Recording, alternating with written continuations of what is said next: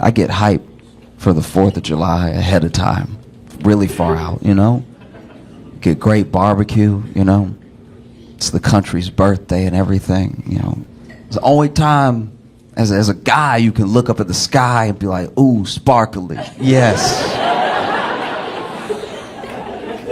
You still have to hide it behind machismo, like, yeah, it's sparkly, but it's blowing up, all right? Anybody can get it. Shots fired, okay?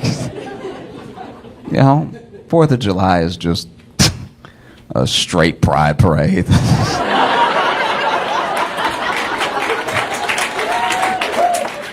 That's all it's ever been, you know? It's just the one time a year guys get to be like, yeah! It's basically, don't act like it's not drag just because you put on a longer beard. Like, you dancing in the street too, you know? That's why I'm always blown away by people who complain about pride and they're like, there's no straight pride parade. I'm like, yours is coming up in a month. Like, you can't give it 30 days. Even when you think about it too, you think about the way that the country came together too. We think of the founding fathers as all these old wise men and everything, because that's when they got painted. You know, they got painted late. They had already survived the war by the time we painted them. When they were in the war, they were much younger. We got the pains when they were like 40. But they fought in the war. You think they were fighting in the war old? You know what I mean? Like, yo, you think Washington was in the war like, get them, boys?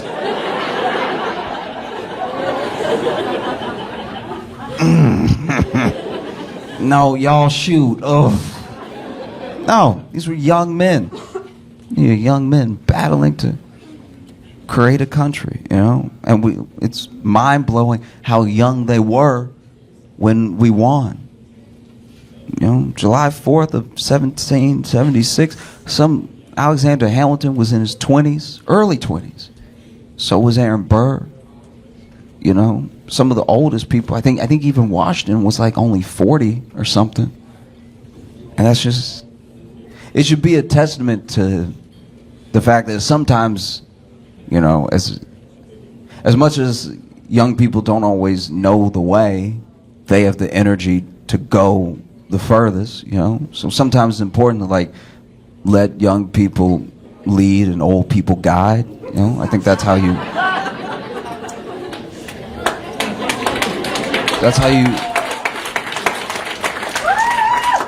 you know, because there's someone that has all the passion, all the fire in their heart to do something, to like try to build a better world, and then there's someone behind them that doesn't have as much of the fire anymore, but is like, don't trip over that rock. Just go a little bit more left and you'll be fine. Don't do what I did. That's how I messed up my knee, though.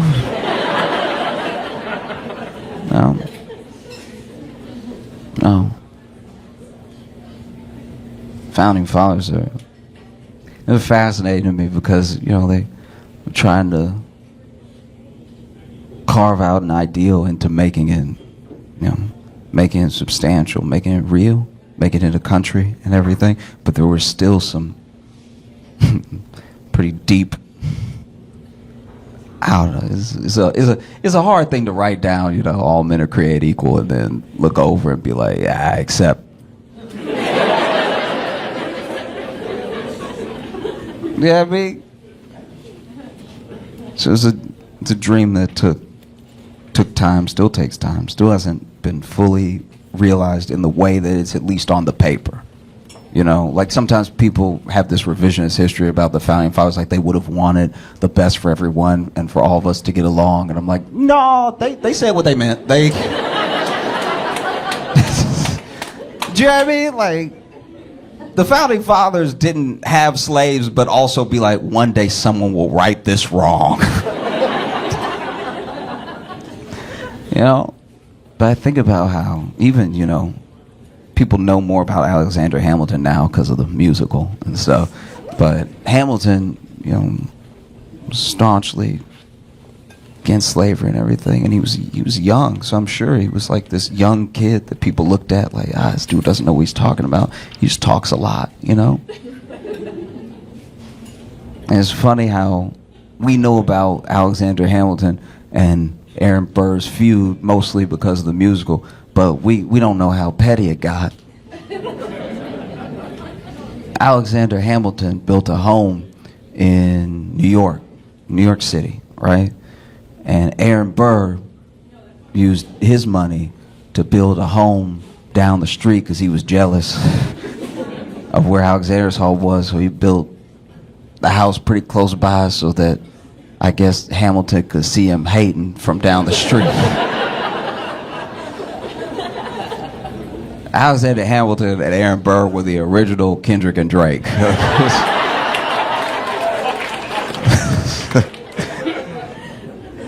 Amazing. I also get excited for the summer. I get excited for July because it usually means, at least for some years, that Will Smith has a new movie out. And it's happened. Bad Boys is out. It's crushing the box office, you know.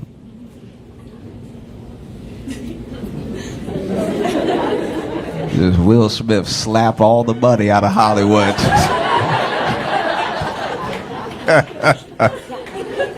Man, I want them to make as many Bad Boys movies as possible. I want to see these men old. I want there to be so many Bad Boys movies that after a while you're like, boys? I want them to make so many they gotta change it to Bad Unks, you know?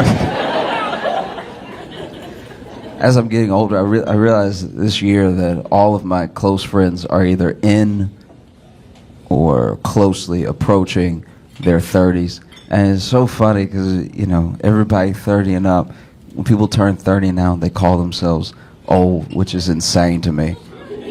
That's so, like, medicine is getting good enough where you can kind of expect to live to 90, but you're old at 30. Why would you be old most of the time? That doesn't make any sense at all. You don't bring home bread and then the next day go, it's pretty old. No. But I get how people feel that way. I really do. Because what's happening is we know deep down, right? We have this obsession with youth. And we, you know, everyone's trying to look young, be young, stay young, feel young, all this stuff like that. And it's mainly because, and I've said this before, it's mainly because we know how we treat older people. So we're more scared of that than we are getting old. What's wrong with getting older? You know more stuff. Why would that be bad, you know? But I get how people feel old at a certain time, because especially people who are in their 30s now, we're in a very specific time that hasn't happened at least the way that it's happening to us, right? Because we were like coming of age at a time that was like a turning point for what feels like almost everything, right? Business gets done differently now. Tech is different. Every aspect of life is different, and we remember right before and as it turned and now. You know what I mean? Like if you're in your like 30s, you're like 33 and up, you remember before Google. That sounds ancient. That's...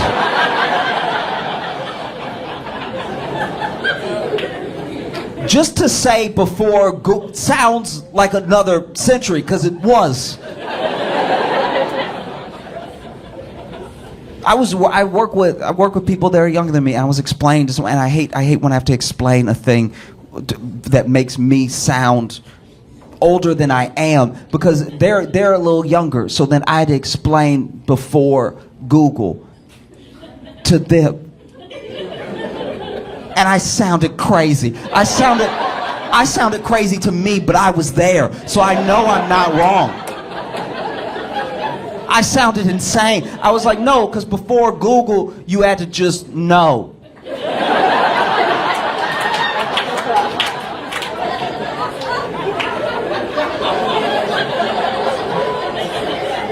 And if you didn't know, you had to ask somebody who you hope knew and was friendly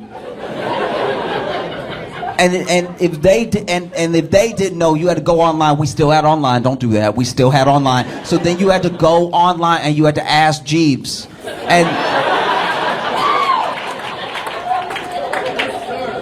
And then they were like, "What is Ask Jeeves? Like, what is?" And I was like, "Ask Jeeves is. It's like if Google was white. Like it's."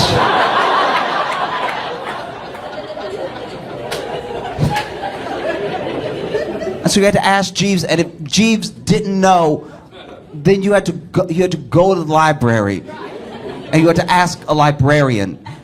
And if the librarian didn't know, they would give you a number with dots.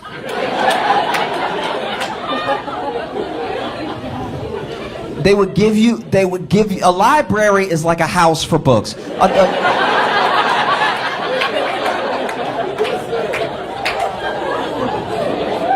They would give you a number with dots, and then you would go trace the dots and the number to a book, and then you would read the book to see if the answer to your question was in there. And if it wasn't, you would just know a bunch of different stuff.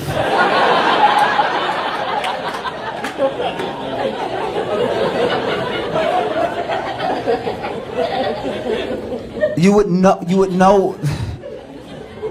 A book is like a slow Kindle. It's like.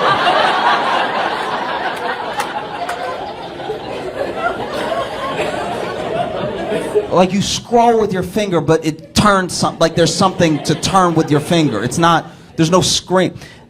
And then, if your question, what you've been looking for 6 months, yes, it takes a long time. So maybe cut your dad some slack, right? It used to be harder to know. Do you know how crazy you sound saying it used to be harder to know? That's not how I wanted to end it.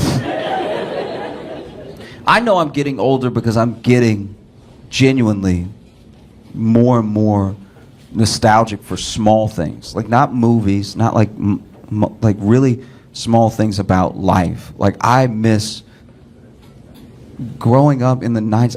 I think all of our appliances in the 90s were just better. They were just like top notch because not only did they last longer and they worked, but you could fix anything in your house by hitting it.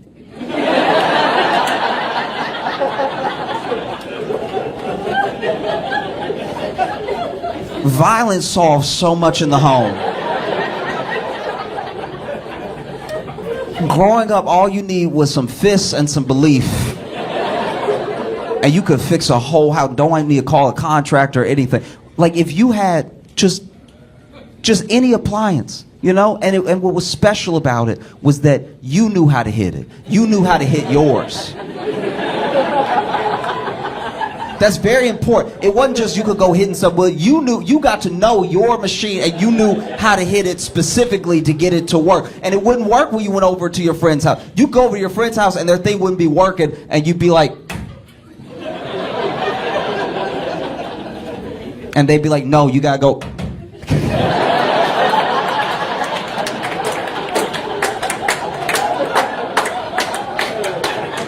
And you're like, wow, I didn't know that. I don't have that model. That's good to know. So when I upgrade, it's 2. Okay, that's good to know. And it's 2 towards the front. All right, that's good to know. It was a beautiful time. I just felt like things really worked. You know? Like a 90s washing machine. A 90s washing machine you could hear it all through if you were lucky enough to have a washing machine in your home, if you had a laundry room in your home, you could hear, no matter where you were in the house, because the washing machine would be whooping your clothes.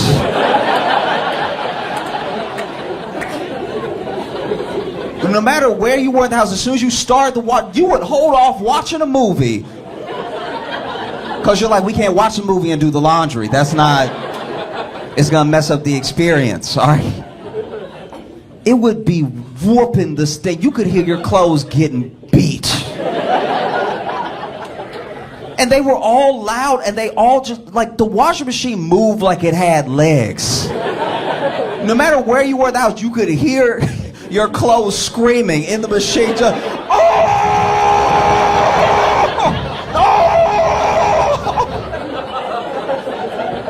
and you would go, whether it was your house or it was somebody else's house, you could go to somebody's house, you could tell how strong their washing machine was by how messed up the paint was on the wall, on that edge that was next to the machine. It would be beating your clothes, beating the stains out, horrific stuff, right? To the point where you could, even when you stained the shirt, you could tell, even back in the 90s, your shirts would be like, don't do that to me, bro. No, come on. Hey, no, we good? I'll push it out. I'll push the stain out. Don't send me in there with them. No. Be amazing. And then if there was a little malfunction, if the door wouldn't lock and lips started coming up and everything, suds started spitting out everything, just took a little bam. And then all of a sudden it was like, it was beautiful, These new washing machines. I know I already sound like an old man, but this. I was at an Airbnb. They had a washing machine in the Airbnb, which at first I was very excited about. I was like, oh, it's amazing. You never get this, right? And the washing machine was state of the art, and it was like a Tesla washing machine. It had so many buttons. It had a keyboard's worth of buttons. It had more buttons than I cared to read. It was. I just wanted to hit clean. It had a handkerchief setting. It was insanity. And then you put got a stain on the shirt, put the clothes in, and then, you hit whatever, turn. There was a lot to do. And then you hit, and it starts, and you can tell something is happening because it's spinning, and you can see through it now. It has the little door where you can look in, and it's spinning so fast that the clothes are gone. I was looking at it, I was like, I can't tell if it's spinning or if it left. This is crazy, but it was silent, and I didn't like that. I didn't like that it was quiet the entire time, right? Just, but nothing. You couldn't hear anything, right? I didn't even know when the clothes were done. That would have never happened in the 90s. You always knew when your clothes were done because your washing machine would finish beating your clothes. And you would hear,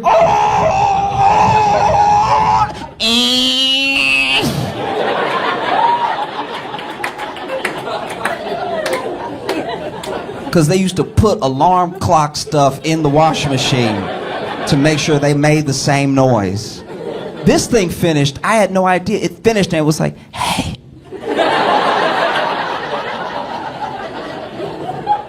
I don't want to disturb you, but I think I did it.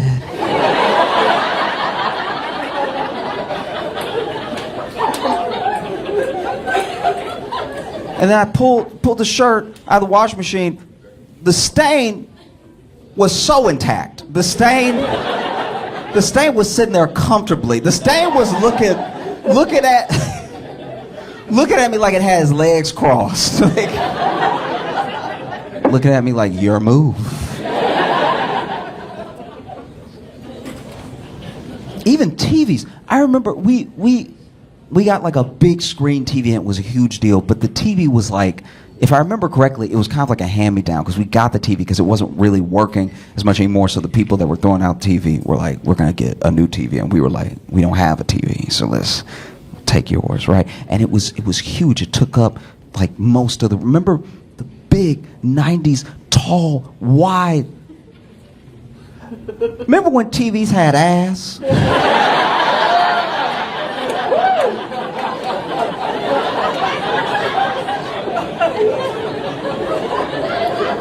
Do you know what I mean? Really had it, some true thickums. You know what I mean? You would go over to your friend's house, they'd be like, I got a new TV. You'd be like, oh, she packing. Oh, wow. I don't even understand. I don't even know why they made them like that. But it had it would be the screen here, but then just boom, boom.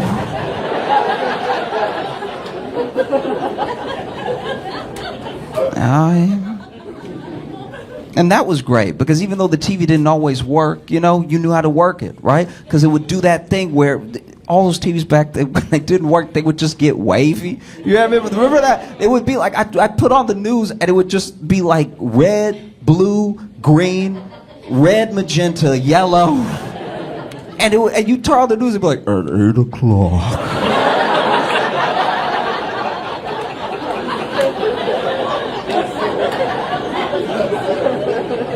Because I was little when we got this TV, and I remember turning it on and it wasn't working. I was like, Mama, the TV ate a popsicle.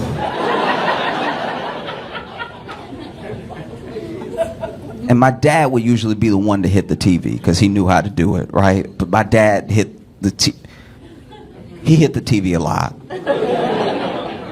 My dad hit the TV so much, sometimes I was wondering if it was really about the TV. You know what I mean? Sometimes my dad would hit TV, I'm like, no, it was working. That's how that's. But my dad hit the TV so much that I think the TV genuinely learned to recognize, hey.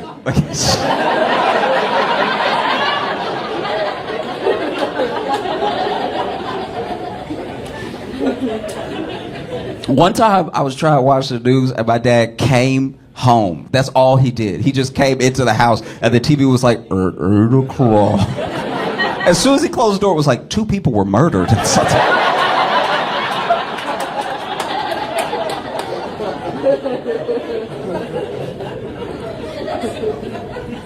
And then I got a TV. I bought a TV for myself as an adult because I wanted to have my own big screen TV. I wanted to have my own, like, I'm sitting at home chilling for the weekend, watching a movie, have a real experience for myself, right? And I bought it. It was too expensive. I took out a car note on this TV, this several payment TV, and you know, we bring it home. I'm excited initially. I'm super excited because, you know, they bring it home and they install it, they mount it on the wall and everything. Smart TV, brilliant TV, good grades TV, right? But I'm trying to watch this TV and I want to be, I'm not like a dumb person, but like I cannot figure out how to get the subtitles off this TV, and it's like I can't stress how much this is not my fault, all right? I'm not like a dumb, like I know I'm up here doing the jokes and we're all having a good, but I'm not a dumb guy. Like this is crazy, all right? And I want to be clear, I know that it's not the HBO subtitles at all, because then I go to the settings at HBO and HBO is like, it's not us. We're not the one to do it. But I'm trying to watch Dune 2, right? Trying to watch Dune 2 on this big screen TV. I turn on HBO, I'm watching, and it gets to that part where like Timothy Chalamet doing that like Fremen language, so he's like, you know what I mean? Like whatever they say. And so then in the movie, they have subtitles for that part because nobody knows what they say, right? So then the movie, those subtitles come up. But then on top of those subtitles are these like nasty gray italic subtitles coming up. And I'm like, who is typing? That's not what I wanted at all. And I can't get it off, and it's great, and it was everything I watched. I would leave HBO, I go watch something somewhere else, and they were like, and that's not even as bad as when I first got it, because when I first got it, when I first brought the TV home, it had, I don't know how it happened, it had the audio description on. All right, now if you some of you are familiar, so. If you don't know what audio description is, it's basically if you're watching it and you're visually impaired, it will give you both context for what is happening in the show and things that are more like stage direction that are just happening silently, right? So then I don't know that that's on. I don't know. I didn't press anything. I just turned on TV. I hit on the TV. That's all I did. And so then I went to watch Law & Order SVU, all right? So now I'm watching Law & Order, and Olivia is like handing somebody their ass, right? Like she's just like, you don't know anything about Survivor, you don't know anything. And then she walks out of the room, and then as she walks out of the room, my TV is like, Olivia leaves the room. And I'm like, who is that? Who is that? Who is in here? And I went to the settings. I went to Peacock. I went into the settings, and the Peacock settings were like, it's not us. We're not doing that. I've used remotes all my life. I've all the time. time use the remote, and I pressed the remote was not remoting. Finally, it was off. I don't even know what I did. Maybe I didn't do anything. Maybe the TV just decided to stop doing it. I have no idea. But I was watching a different episode, and Olivia was once again handing somebody their ad. You don't know anything about survivors. You don't know anything. And then she left the room, and I was like...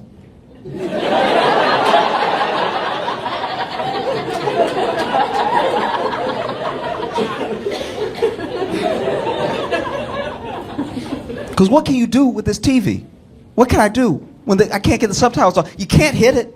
You can't hit it. I took out a mortgage on this TV. You cannot hit it. You used to be able, when the old TV, when I was little, I would play Sega Genesis connected to the back of the TV, right? And then sometimes Sega would be glitching up, which, translated for kids means the game was cheating, right? So then the game would be cheating, and so then I would get mad, and I would stand up like 10 years old, and I'd stand up, and I'd punch the TV in its face. I'd punch the TV as hard as I could in what I thought was the nose, right? Like I would just, and I don't know what the TV was made of, but I would punch the TV and I would pull back the most mangled hand. Cause I don't know what it was made of, but it wasn't glass. There's no way it was glass. It had to be like clear steel or something.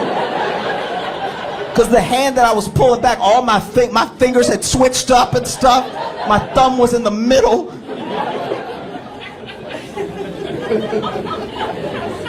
And now you can't punch a TV at all. You can't even dust this TV.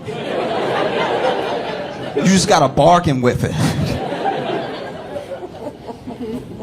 You used to be able to hit everything. The only thing you didn't hit back in the day was the microwave. And I feel like you didn't hit the microwave because then and now, we don't really understand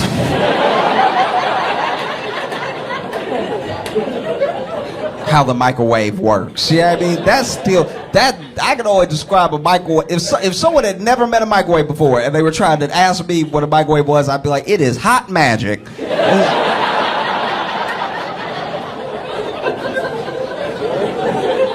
Yeah, I mean, they put some hellfire to good use and just... It gets the soups hot when you put it in there. My grandma, when I was little, she had what I imagine was the second microwave ever made. Like it was one of the oldest microwaves I've ever seen, and it didn't make any sense. We would try to get her to get rid of it all the time because it was so old that the door handle for the microwave looked like a door. Like it just. And then the buttons, she had it for so long. This had to have been, maybe it was the first microwave.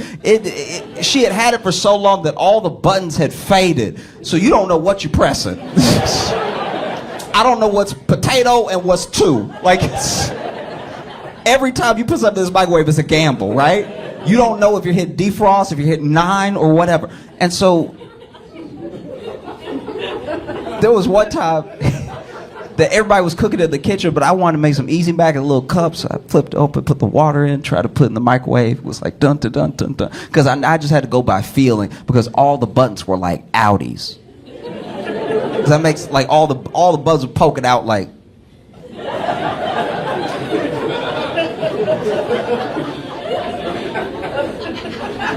Go ahead, press me. Go ahead. Press me. I don't know what's gonna happen either. Press me. Let's do it. Do it. Do it. Now I remember I pressed the buttons and put the easy mac, but there's so many people in the kitchen. I'm getting pressed up against the microwave, and I didn't hit it. I just was pressed up against it, and my whole face started to get hot. And I was like, y'all, this is leaking. I don't know.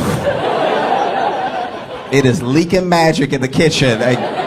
We need to evacuate.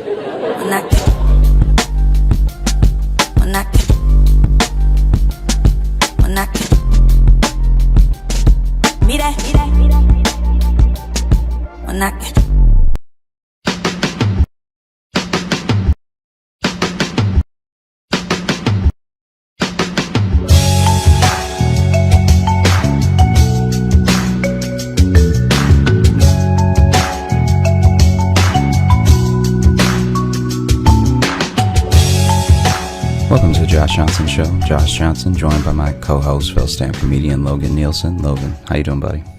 I'm doing well, man. How are you?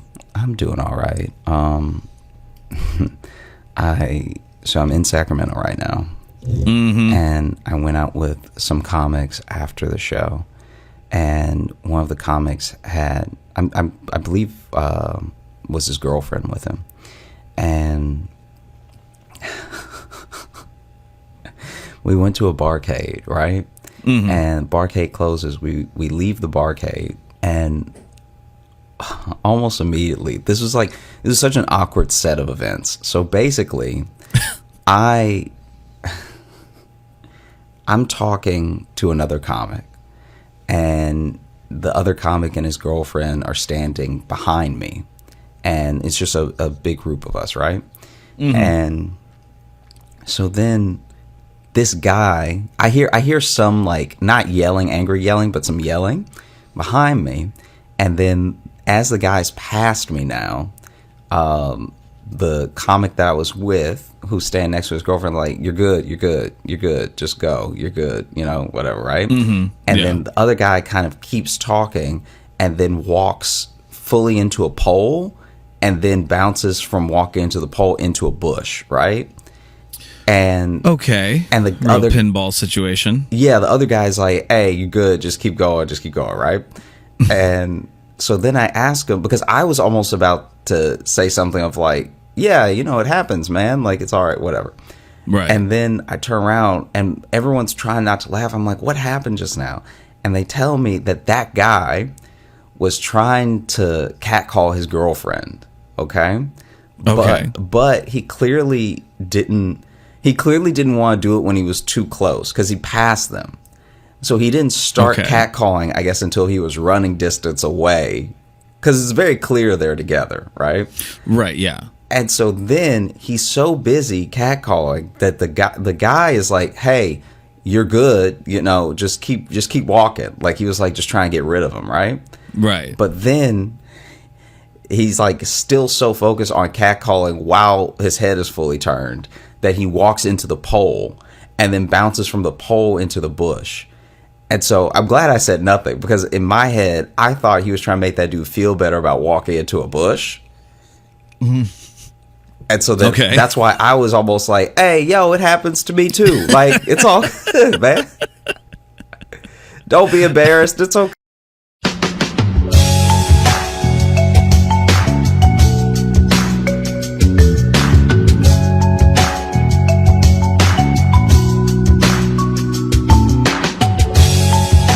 Welcome to the Josh Johnson Show. Josh Johnson, joined by my co-host, Phil Stanford comedian Logan Nielsen. Logan, how you doing, buddy?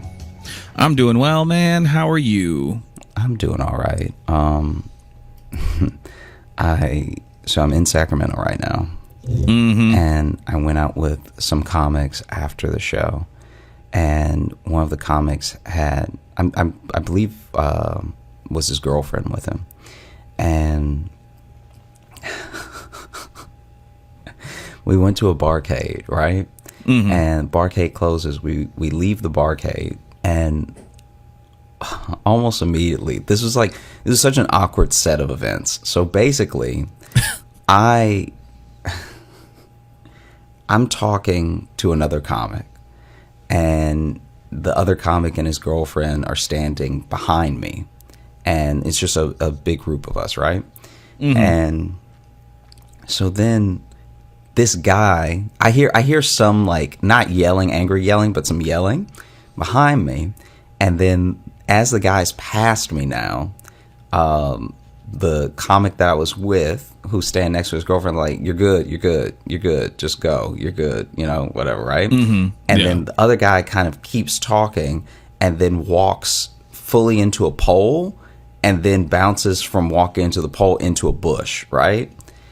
And and the real other pinball situation. Yeah, the other guy's like, "Hey, you good? Just keep going, right?" And so then I ask him, because I was almost about to say something of like, "Yeah, it happens, man. Like, it's all right, whatever." Right. And then I turn around and everyone's trying not to laugh. I'm like, "What happened just now?" And they tell me that guy was trying to catcall his girlfriend. Okay. Okay. But he clearly didn't want to do it when he was too close because he passed them. So he didn't start catcalling, I guess, until he was running distance away, because it's very clear they're together, right? Right, yeah. And so then he's so busy catcalling that the guy is like, "Hey, you're good, just keep walking." Like he was like just trying to get rid of him, right? Right. But then he's like still so focused on catcalling while his head is fully turned that he walks into the pole and then bounces from the pole into the bush. And so I'm glad I said nothing, because in my head, I thought he was trying to make that dude feel better about walking into a bush. Mm-hmm.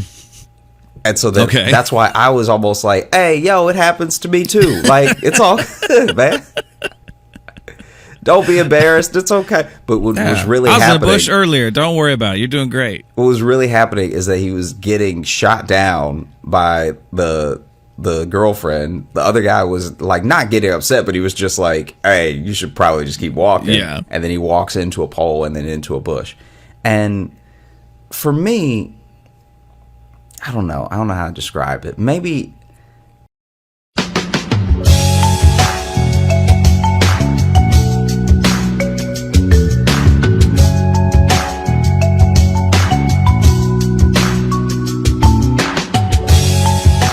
welcome to the Josh Johnson Show. Josh Johnson, joined by my co-host, fellow stand comedian Logan Nielsen. Logan, how you doing, buddy?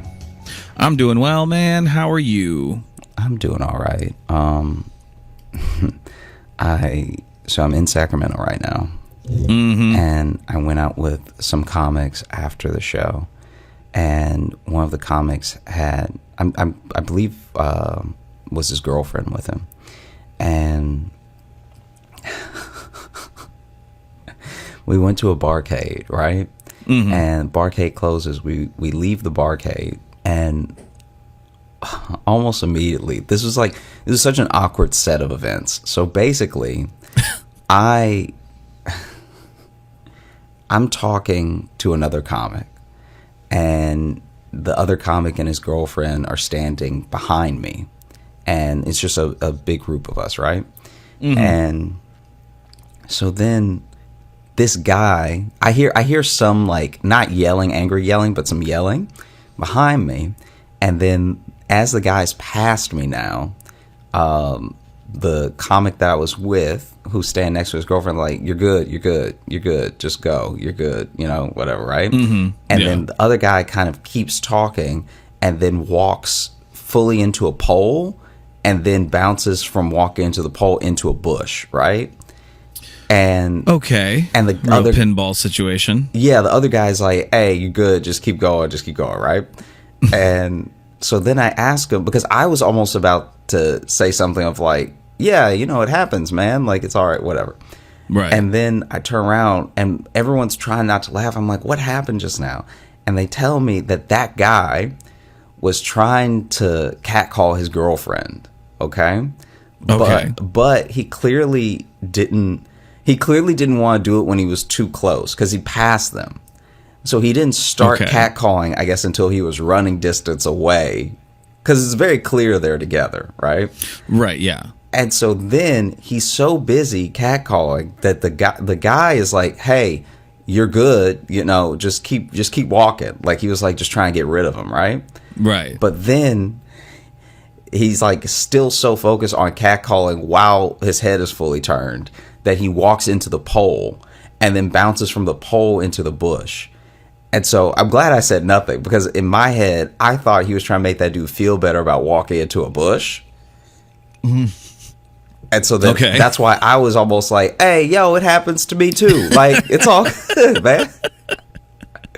Don't be embarrassed. It's okay." But what was really happening... I was in the bush earlier. Don't worry about it. You're doing great. What was really happening is that he was getting shot down by the girlfriend. The other guy was like not getting upset, but he was just like, "Hey, you should probably just keep walking." Yeah. And then he walks into a pole and then into a bush.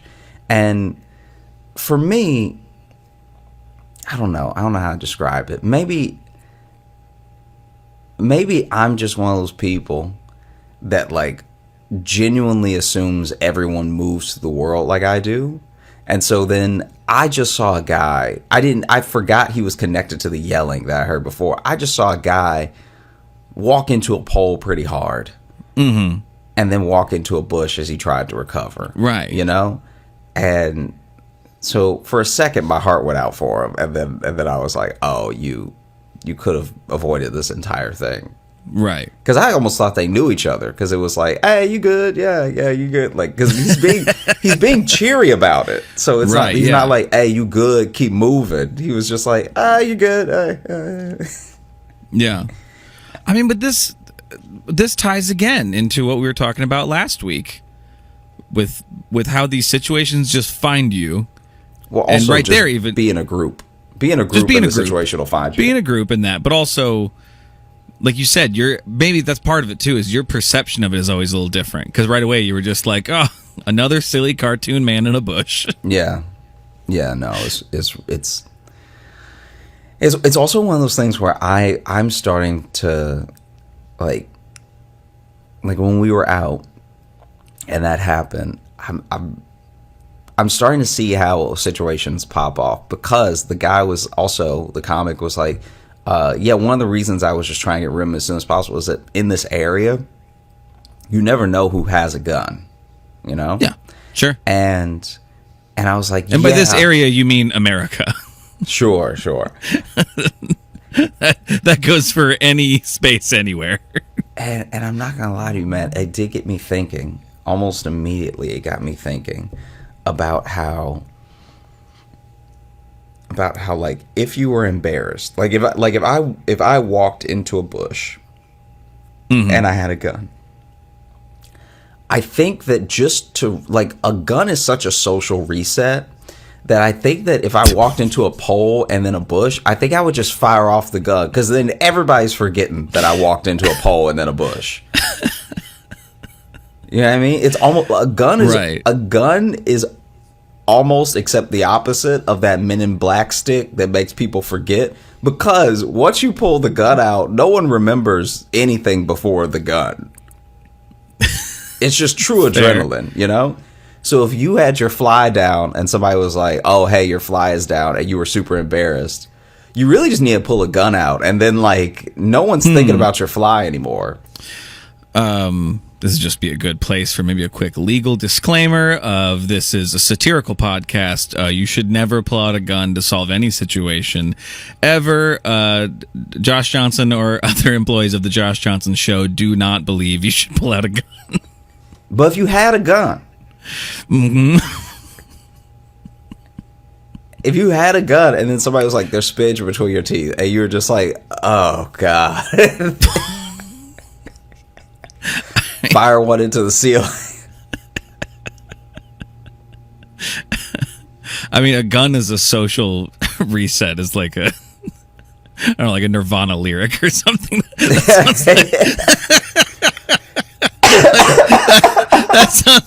That sounds like such an angsty song title. Yeah, a gun is a social reset. Yeah, wow. That's one way of thinking about it. I just mean, like, if that dude had genuinely had a gun and then pulled it out, the bush is like the furthest thing from my mind now. I don't know. I'd have a hard time not remembering that, because honestly, my first thought might just be like, "Oh, he'd fallen in the bushes, was embarrassing, so he wanted to shoot his way out of that scenario."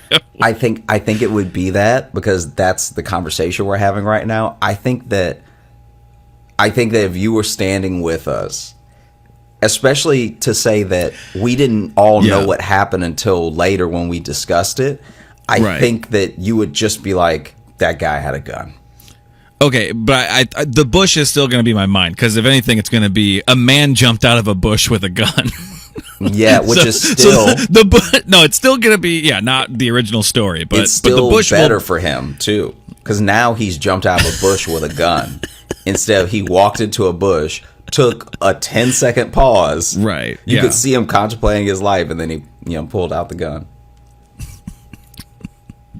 Fair. Yeah, a frazzled man fell out of a bush, and he was armed. Yeah. So it had to make you wonder, where was he coming from? Had he just fought off the bush people? Yeah, that's true. Is he a hero? Why didn't he fire on them? Why is he firing at the air? Yeah, is that bush some sort of, is it like a line which wardrobe situation? That bush leads to a different kingdom that needed to learn a lesson? Yeah, it just needed to be taught, needed to be checked. Needed to be taught something? Yeah. Yeah. Yeah. They had to appreciate what they had in life.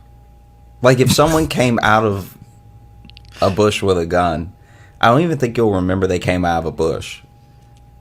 You'll just be like, someone is firing. No, I disagree. If they come out of the bush, like, I'm going to be like, even if I'm running away, I'm going to be like, that man from the bush has a gun. Like, the bush is going to be on my mind.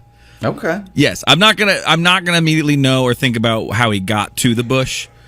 The bush, because to me, then it's not just a dangerous man with a gun. That's a dangerous man with a gun who's also maybe magic. You know what I mean? He's some sort of angry forest sprite. Yeah, I mean, who has had enough. Because I didn't even hear the catcalling, but from their perspective, the whole thing was probably so much funnier than what I saw. Because by the time I saw him, he was about to walk. Like, I was about to warn him about the pole, because his head was fully turned. Right. And so then he walks in, and the way, I didn't know that there was a worse way to walk into a pole than head on. If you walk into a pole when you just off of this one person, so I guess I don't have much data to go on, but if you walk into a pole while your head is completely turned, you definitely almost bite your tongue. Definitely bite your tongue. Extra disorienting because you're not sure what's hitting you. Yeah, he probably thought it was a guy. Probably. Yeah. And it's skinny too, so even if you put your arms up to like push off of it, you're gonna miss. And the worst part, it's part not like you walked into a wall. Is that if he had gone the other direction, he wouldn't have hit any bush at all. But he tried to like recover too quick. This person's also probably clearly drunk. Tried to recover too quickly. And then in his attempt to sort of like spin out of it and still look cool, he went into a bush. Right, yeah. And then he tried to spin out of that and make it look cool. And then he got fell hit into by something a car. else. He tried to roll off of that. Cool. Yeah. Fell into a manhole. Yeah. All the while screaming, "It's all good, shorty. It's all good."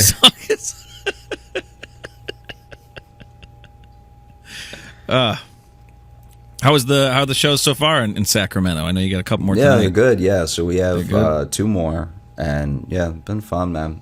It's been a good time. Too sorry I'm not there. Oh, it's okay. There's gonna be other shows. Yeah, no, I know. But we're right now. Now that I'm home and not in Sacramento with you, I'm helping Jess watch her infant nephew for a couple days, and I was so sure you were about to say a TV show. No. Like I'm helping Jess watch Game of Thrones. Well, there's too many names to keep track of, and, all this, lore and stuff. And so I keep charts for her. I let her know. Yeah. You have the map from the beginning of the books. Yep. Yeah, I have all that up there. We put pins in it for each new place. Okay. We see in Westeros. And, it's going well. She's having a hard time, keeping the Starks separate, but that's fine. She'll get there. Yeah. I got flashcards for her. We're going to work on that tonight. I've started Game of Thrones now, and I am at season 5, episode 3. Oh, did you never watch it before? No, I never watched it before. Oh, I thought you watched it when it was on. No. I'm glad that I didn't, because my friend who loves it, read the books, loves it, right? Right. He is like, once you get to season 6, just stop. Yeah, that's true. You're getting like, really? Warning. And he was like, yeah, anything past season 6 just ruins everything because it's so hard to follow. It technically doesn't make sense. And because in your head that this is a studio thing, not a story thing. Yeah. Because HBO rushed it. Like, that's the other thing about letting stuff like that go public is like, they apparently they went to the author of the books and just in a general meeting about more seasons and renewals and all that stuff, asked him how many more seasons there were in the story, like if it were to play out the way it had been playing out. And apparently he said 3, and I guess that was too much because they want Star Wars And so, well, but that's not HBO. That was the creators. The creators. Sorry. Weiss and Benioff, because HBO wanted to keep going, and Martin wanted to keep going. They all wanted to do 10 seasons. That's right. My bad. It's not HBO's but Weiss fault. and Benioff wanted to leave to do Star Wars, which they ultimately lost. Also, probably because they fucked up the landing to Game of Thrones so bad. Yeah. So basically, I'm excited to almost be done. Not because I don't love it. I'm really enjoying it, but because this is a rare thing. This is the rare thing where you either start a show so late that the world is so far removed that there's like, I've encountered no spoilers. I mean, to be fair, I've been binging it. So I've torn through like, a third of a season in a day sort of thing. But also the cool thing is that someone is giving me a warning that I definitely need to enjoy the overall thing more than some people who love it. That's what's so crazy. It's like, he loves it more than I do. Yeah, so you love it. Like, people love it way more. And here's the thing, and I fucking agree. Yeah, stop when you get to that point, because it ruins your love of the show. Wow. Like, it was like my favorite show, and that last season fucked it up so hard for me. Like, I don't care anymore. Like, I hardly it killed it in the social consciousness for a little while. We didn't no one wanted to talk about Game of Thrones for a few years. You know what's also funny about that, but what's almost good about that in a sense is that that's why I'm not encountering any spoilers, because everything. What's crazy? So I remember we were also mad we stopped talking about it. Yeah, I remember being on tour early on when it was ending, right? Yeah. And so early on in the tour with Trevor, it was ending, and Trevor was waiting to watch the whole season. So he was hearing how people were getting mad, but he was like, oh, I'm just going to on a weekend where I'm off, binge the whole season, whatever. And everyone that I encountered, even when we would talk about it later, was so angry that there were no spoilers. Like, it was probably the angriest I've seen a lot of my chill friends that I never actually see upset. They were so mad that they actually couldn't spoil it because there was nothing coming out of their mouth but curse words. It wasn't even plot points. It wasn't even like people, because you know how I haven't watched the Harry Potter movies, and I've read I read up to the 5th book, and I think I'd just have to start again if I was going to get into it. Right. Because Sally's read them all, and I think she's watched all the movies. But just something I don't know, something with life, just after the 5th book, I just genuinely did not have time, and then years passed. But at least when people didn't like something in the movie, they talked about it. Right. People hated the ending of Game of Thrones so much that it was actually it was like everyone finding out they had a secret child with the worst person they'd ever met. You're not even getting the full story. You're literally just getting and how could that? Oh, no one was finishing sentences. Well, because a big part of it wasn't even just about how it ended. It's that it was a different show in the last season. They completely, all the patience was gone. All of the how they used to really slowly build up. When you sprint a story like that, it's stupid. What made that show good was that they took the time to really build the lore, really dig into the characters, and build out that world. And in the last season, they're like, fuck, we got to end this. And when you sprint through it, then it just becomes a silly little dragon story. It just didn't feel the same. And I want to get out ahead of this now. I'm not going to read any emails about Game of Thrones. Just telling you that right now. I don't want a bunch of emails either agreeing with us or trying to defend Game of Thrones. Not reading them. Just letting you know that now. All right. Just getting ahead of that. I'm not doing it. Yeah, it would be funny to become a full Game of Thrones podcast. What a left turn that would be. That would be to be that I would be on board for it if we just turned to a Game of Thrones rewatch podcast. It'd be so crazy because it's we're years in now. We're years into this. It's and we've never talked about a show for more than 8 minutes. And so there's enough episodes of Game of Thrones to fill an entire year of episodes too. Yeah, yeah. We could just do a whole year of just Game of Thrones. Yeah, just a companion podcast Yeah. to watch as you rewatch. That would be so insane. What a way to potentially tank the entire Yeah. show is just like, And we why won't did you commit pick fully to it this? either, because we will stop at the 6th season too. So we won't we won't even do the full watch. It's like of Game doing of the Thrones. first 3 episodes of Firefly as a podcast. It's just like, what? Then why are you even talking about it? You know, we just really love that first little bit. Yeah. After that, I kind of stopped paying attention, but those first ones I like. Yeah, yeah. We just do like a Kim Possible podcast. Just shows people have truly forgotten. Yeah. Yeah. We're gonna watch Perfect Strangers. Hey, They did like 7 years of that show. like, I'm looking up now. What? Let's see. What show we're gonna do? Yeah, yeah. Yeah, what's a good we'll just do we'll become a Mr. Bean rewatch podcast. Hey, Because that's mostly all sight gags too, so it's gonna be hard to talk about. we just become a Bates Motel podcast. Bates Motel, that's a good pick actually. Yeah. Yeah, because that was a show that was kind of popular in its first season, and then everyone just kind of forgot about it, and I think it ended now, right? It has to have. I think it actually got way more seasons to say that to say that it's over. It got way more seasons than years people were talking about it. How many seasons did it get? I think it got 3. 3? I was thinking even 4, maybe. Let me see. But yeah, I remember like everyone talked about that first season, and then everyone's like, all right, neat. Something else came out. 5 seasons. Yeah, Jeez. Damn. Well, all right.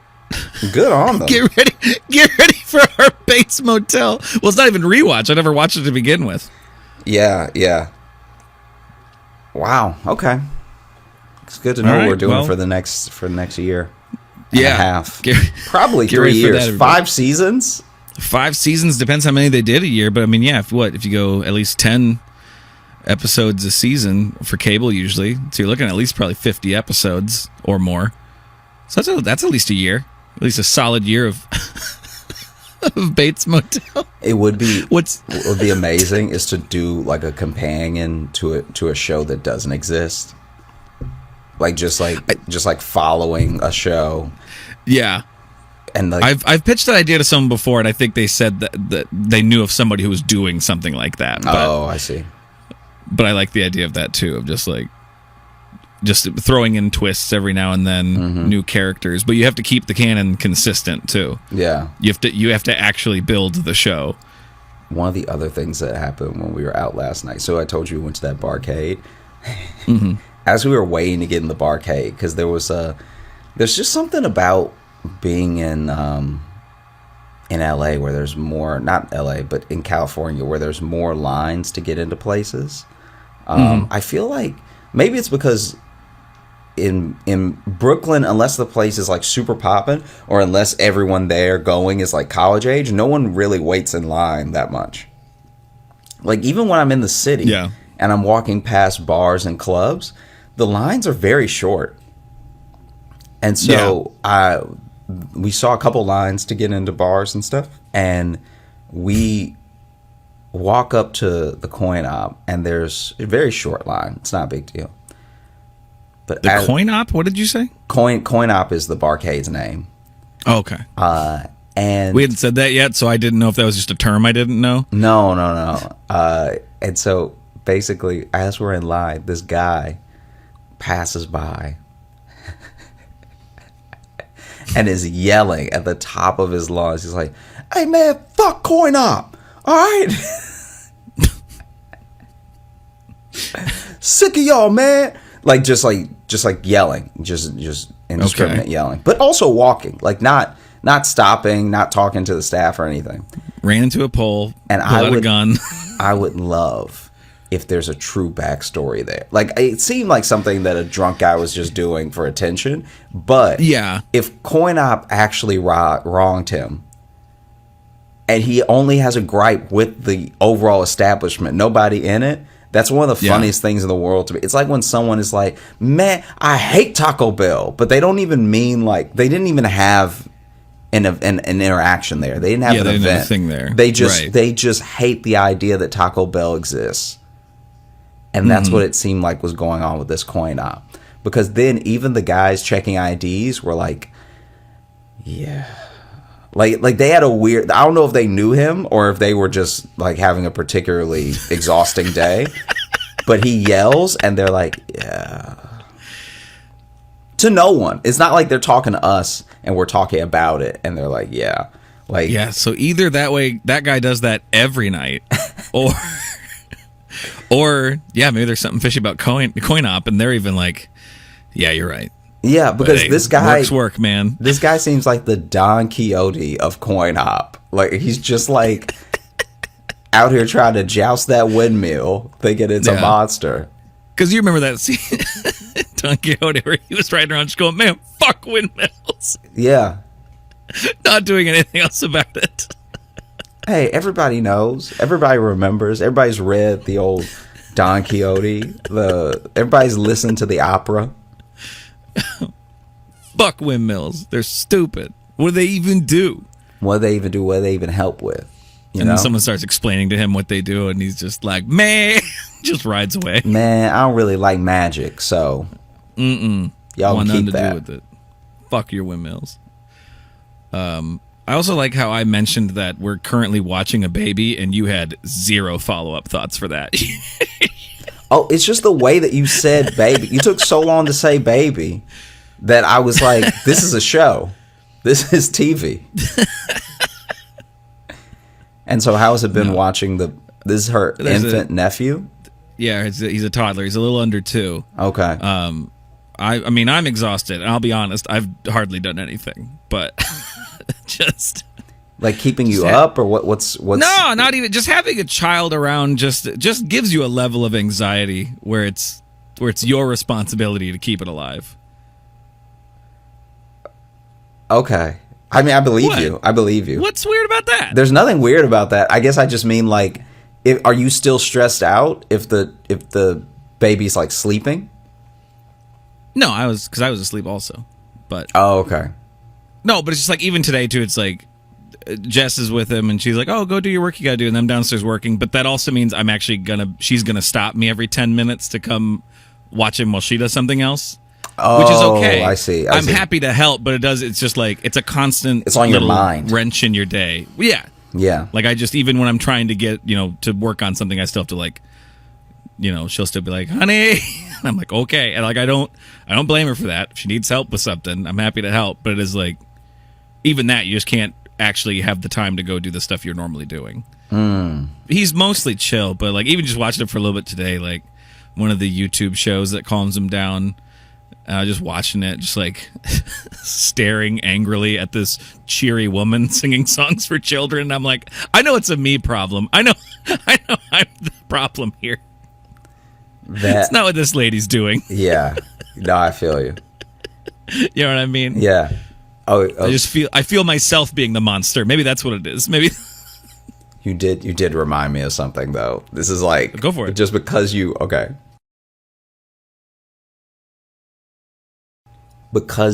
said like angrily at this cheery woman. When I was I had to be like early teens. Maybe I was like 12, 13, whatever. Went to the fair. And this is like what we've talked about before on the show. It's like that parking lot type fair thing, right? Yeah. Carnival. Yeah, like circus-y, Yeah, carnival, a street fest. Yeah. Maybe people would call it, Yeah. And so we go, and as we're hanging out there, maybe I went with Jacob. I'm trying to remember who I was with and everything. But there was someone who was like, I guess selling pies, like just like true, all American. Here's a pie that I just made, and I'm selling it at the fair. Or like you saying that with a question mark almost makes it more seem like you don't know what pies are. No, I know what a pie is. I'm just saying that it felt pies, weird. I think I don't know. It felt, because I don't know if there was a pie contest, so it felt weird to let this random person do this, because this is a place where everything is like paid for, and it looks like it's part of the traveling thing. Does that make sense? Oh, okay. So the funnel cake area wasn't just like a lady who loves to make funnel cakes and then she brought some from home. And so it felt a bit odd. It felt like a county fair thing was happening at a carnival. Okay. Does that make sense? I get you. Yeah, I feel you. I mean, it's a little bit of both. Like, it is a fair, so like, I guess good on them. Anyway, this lady is like she is so happy about her pies, and she's like barking for people to come, like taste a sample or get one of her pies or whatever, which already is not, to me, it's something. She's at like the heart area of the fair, and to me she should be near the parking lot, because like, who's gonna buy a pie and then walk around with it and do rides with it? Do you know what I mean? Especially like a full pie. Full pie. And so in my head I'm like, hey, you're in, like, even as a young kid I was like, you should be where the cars are, where people are heading out, because then they I mean, maybe pie is driving food. Yeah, maybe she straight up just had done that before and realized, oh, people are full when they're leaving, so like, let me be at the heart of the whatever. Because you definitely can't try to get in at the front, because now nobody wants a pie now. Like, I haven't been on any rides. I don't have a fork. Like, this is... Here's the thing. I appreciate the thought you're putting into it, but I think what you're touching on is that there's not a lot of ideal scenarios to just sell whole pies. No. Like out in the world, not in a store. Yeah. And there's too many variables. There's too many variables. It's just too messy, It's too messy. It's a cumbersome treat. And so and so she's like barking for people to, get the pies. And I think where she was near the hammer, where like the test your strength hammer. Yeah. Okay. So she was over there. So a lot of people were already gonna try, and maybe she planned that. Maybe she wanted to be where an attraction was that was gonna get a lot of foot traffic. But she's clearly getting on everybody's nerves, like hardcore, because she doesn't have a lot of slogans. So it's just the same thing, and she's yelling, and it's just the same thing over and over, right? Yeah. So even as you're in line to play the sledgehammer thing, you hear this woman like 52 times. Okay. It's just it's too repetitive, and what's happening is she's yelling at every person that passes instead of every so often. Because let the sign do the work. A sign is silent yelling.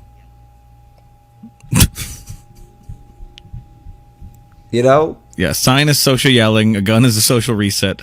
I'm just saying, if you see a billboard, someone might have screamed. They might as well have screamed. For the effect that it has on you. And in fact, we should do that to create more jobs. Let's get rid of billboards and just put a guy up there. I mean, it's going to take several guys. Even better, more jobs. Yeah. This is my platform that I'm running on. And so, basically... No more billboards, just loud dudes. Basically, as she's getting on everybody's nerves and everything, this woman that's like from another booth and that she just has some other beef with walks up, and her demeanor totally changes, right? So she goes from like chipper, happy, everything, just like stone face, like ready to swing. It looks like, like I didn't. You ever see someone without knowing them? You see someone and then you see a change in them that's so fast you didn't think they'd be capable of it. Yeah. Like anyone who's yelling, like, because that was the other thing she was doing. She was yelling the like types of pies that she had. So she's just like rhubarb, pecan. Like it was just, she had come up with a little rhythm for it, and it would have been cute to hear. Sounded like she was going to say pecan twice there. Yeah. I mean, I'm sure. Rhubarb, pecan, rhubarb. It's like she's got two pies there. Yeah, rhubarb, pecan, rhubarb, chocolate, pecan, rhubarb. But she had this like little rhythm to listing all the pies, you know? Right. And so you see someone doing that with like a chipper face, and then when someone else walks up and their face just drops, right? Mm-hmm. So she over here, pecan, rhubarb, apple, chocolate, like, and then just nothing, right?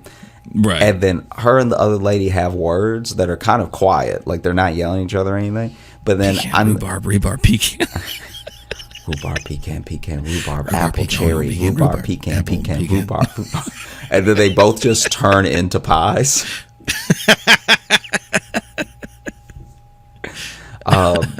And so it's a pie witch. You know pie witches. Pie witches. Yeah, they go out there, and it makes you scared to eat the pie because you're like, is this a pie or is this a person? Is this a pie witch? And so then they're, quietly talking and everything. And then the lady, this shouldn't make me laugh as much as it makes me laugh. But then the lady who walked over, who is having words with her, is talking to her, maintains eye contact, and slides a pie off the table and then walks away. Hell yeah. Oh, it'd be a shame if something happened to this rhubarb. Bam. We've been talking about social resets. Hey, social ransom. Yeah. All right. I would hate for something to happen to this pecan, rhubarb chocolate. Perhaps for a small fee, we'll make sure you get through this carnival and or festival safely. Well, I already paid the fee for the booth. No, this is different. Nah, this is let's just say we're not with the festival. Look, let's just say I don't want anything to happen to those beautiful pecans, all right? Yeah. Sure what'll happen, Bruno, and then he does the hammer thing. He's been waiting in line the whole time. You think he's been waiting in line for the hammer test, and he's just been waiting with this guy? He's been waiting for the threat. So then this guy's been off to the side waiting for him to get to the front of the line to go do the threat. Also, pie goes all over them. Like, pie goes all over everybody. But yeah, she just slowly, and the way okay, this is like a cat. This is the other disrespect about it. She slid it off so slowly that the other lady could have saved it. Like, she maintained eye contact, but her hand is like, and then she's whispering. She's like, rhubarb, pecan. It's still on the table when it's here. Like she didn't pick one that was at the edge of the table. She slid a pie from like the middle of the table. She had to take a step. She had to do a little like traffic jam with the she had to take a step to slide this pie all the way off the table. Did the pie lady just not notice that she was pushing it? I think the pie lady was getting so pissed that she was just like, you ever get so mad that you don't She was react? just tunnel vision. Yeah, she was just tunnel vision. Like, and it just, what I'd like to believe they were whispering is just like, I'm going to slide this pie off the table. I'm going to slide it off the table. Oh, you better not do that. Oh, Don't do that. I am going to do that because I don't like you and I don't respect you. You let go of my pie. And I don't like my pie. And I don't like what you do with your life. How dare you? My pie's so good. And now don't do it. Off the table. Now it's off the table. I didn't want you to do that. Now there's grass in your pecans. Enjoy. Finally, another ingredient. Enjoy your ant pie. Bitch. It's ironic because I'm the pie ant. Yeah, but then also she took a second to like clearly was gathering herself, which I did feel a little bit bad about because as annoying as she was yelling, it was like, well, now this person's just devastated, right? Right. And then takes a minute to gather herself and then starts like yelling again with the, pecan, rhubarb, like all this stuff. But just with tears running down her face. But the pie is still on the ground. And she just never picked it up because I guess she felt like it would have been too much of a step down to pick up the pie. What are you going to do with that? Then you got to find a garbage can or something, or you can't have a fucked up pie sitting on your table. Yeah.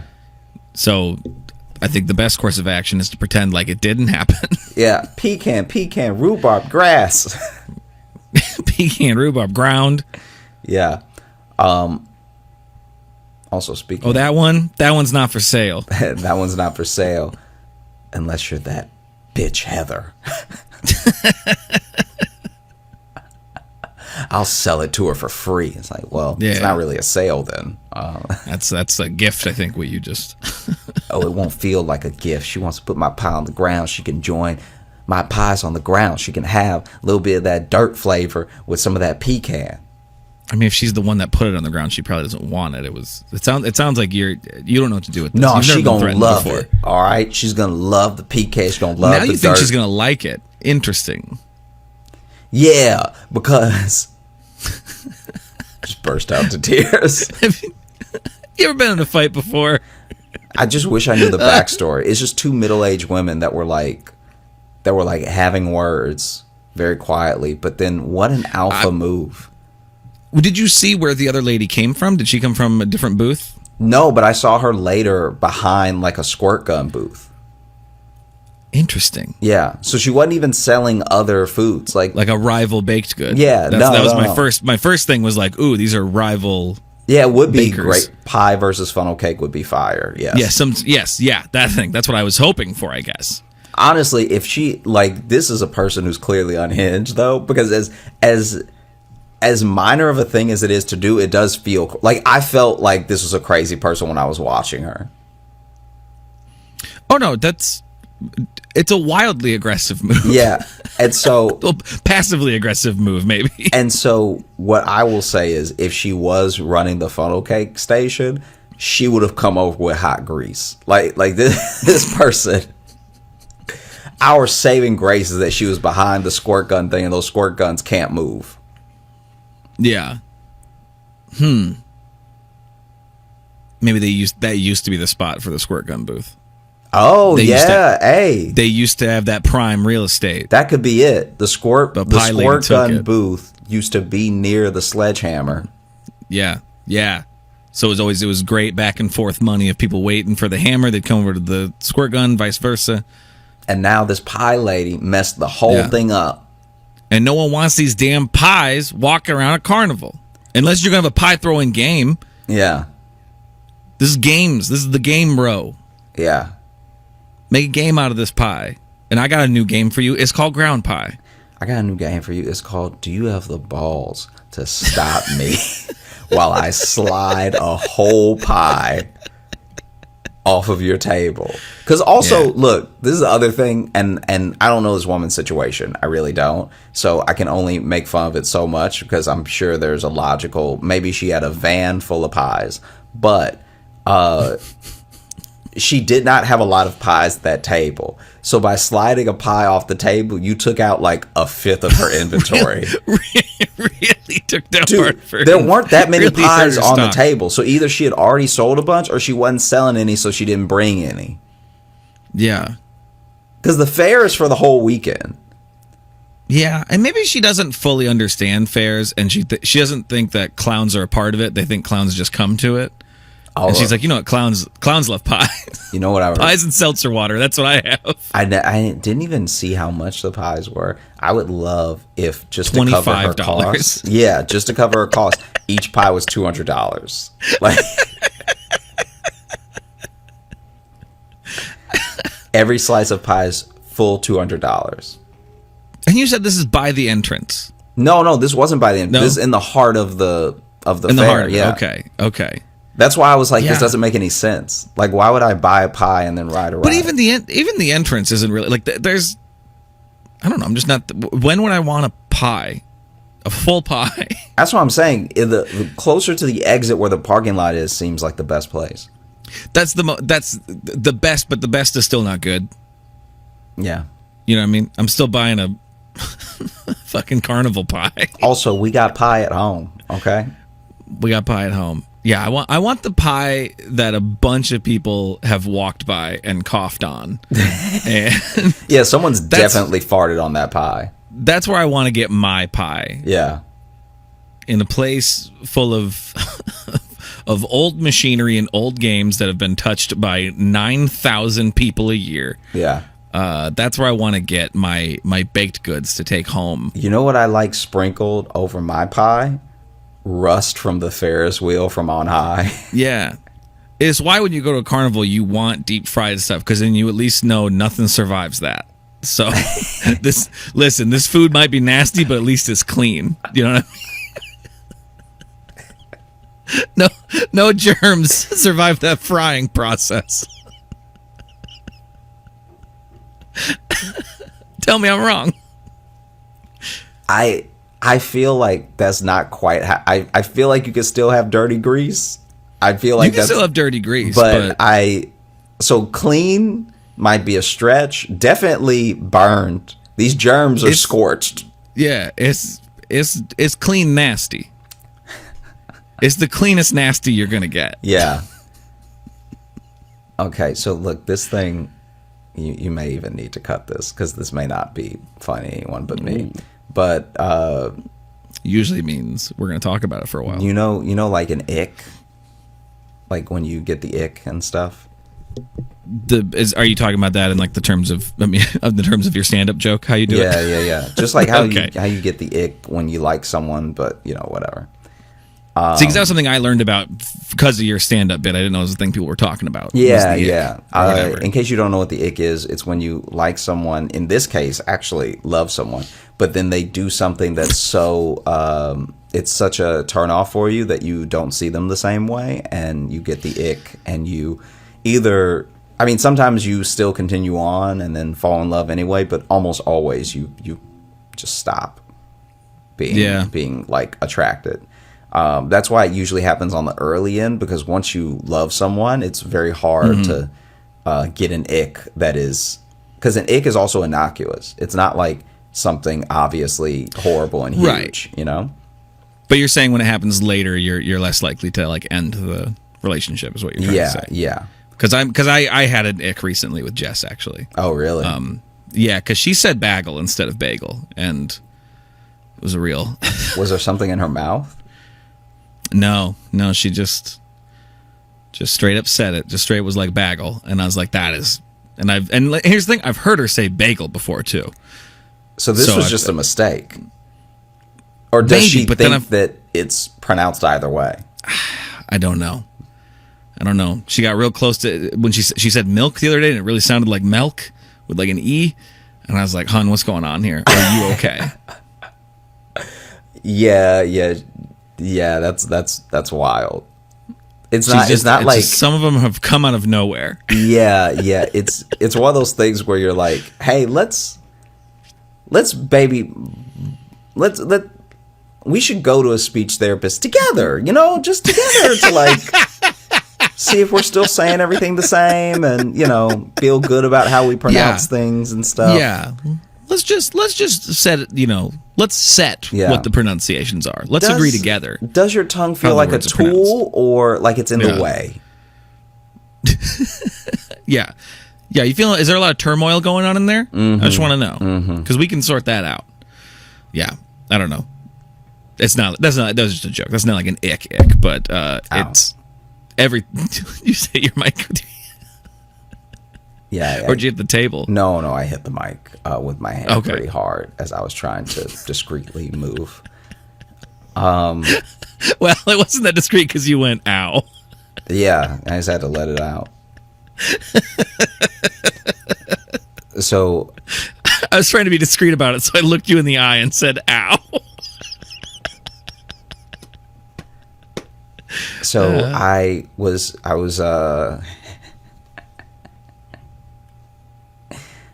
like when you do a show and like when you do a show and the audience is like just tipsy enough where they're not fully making sense. Even when you ask more questions, it's not getting any better.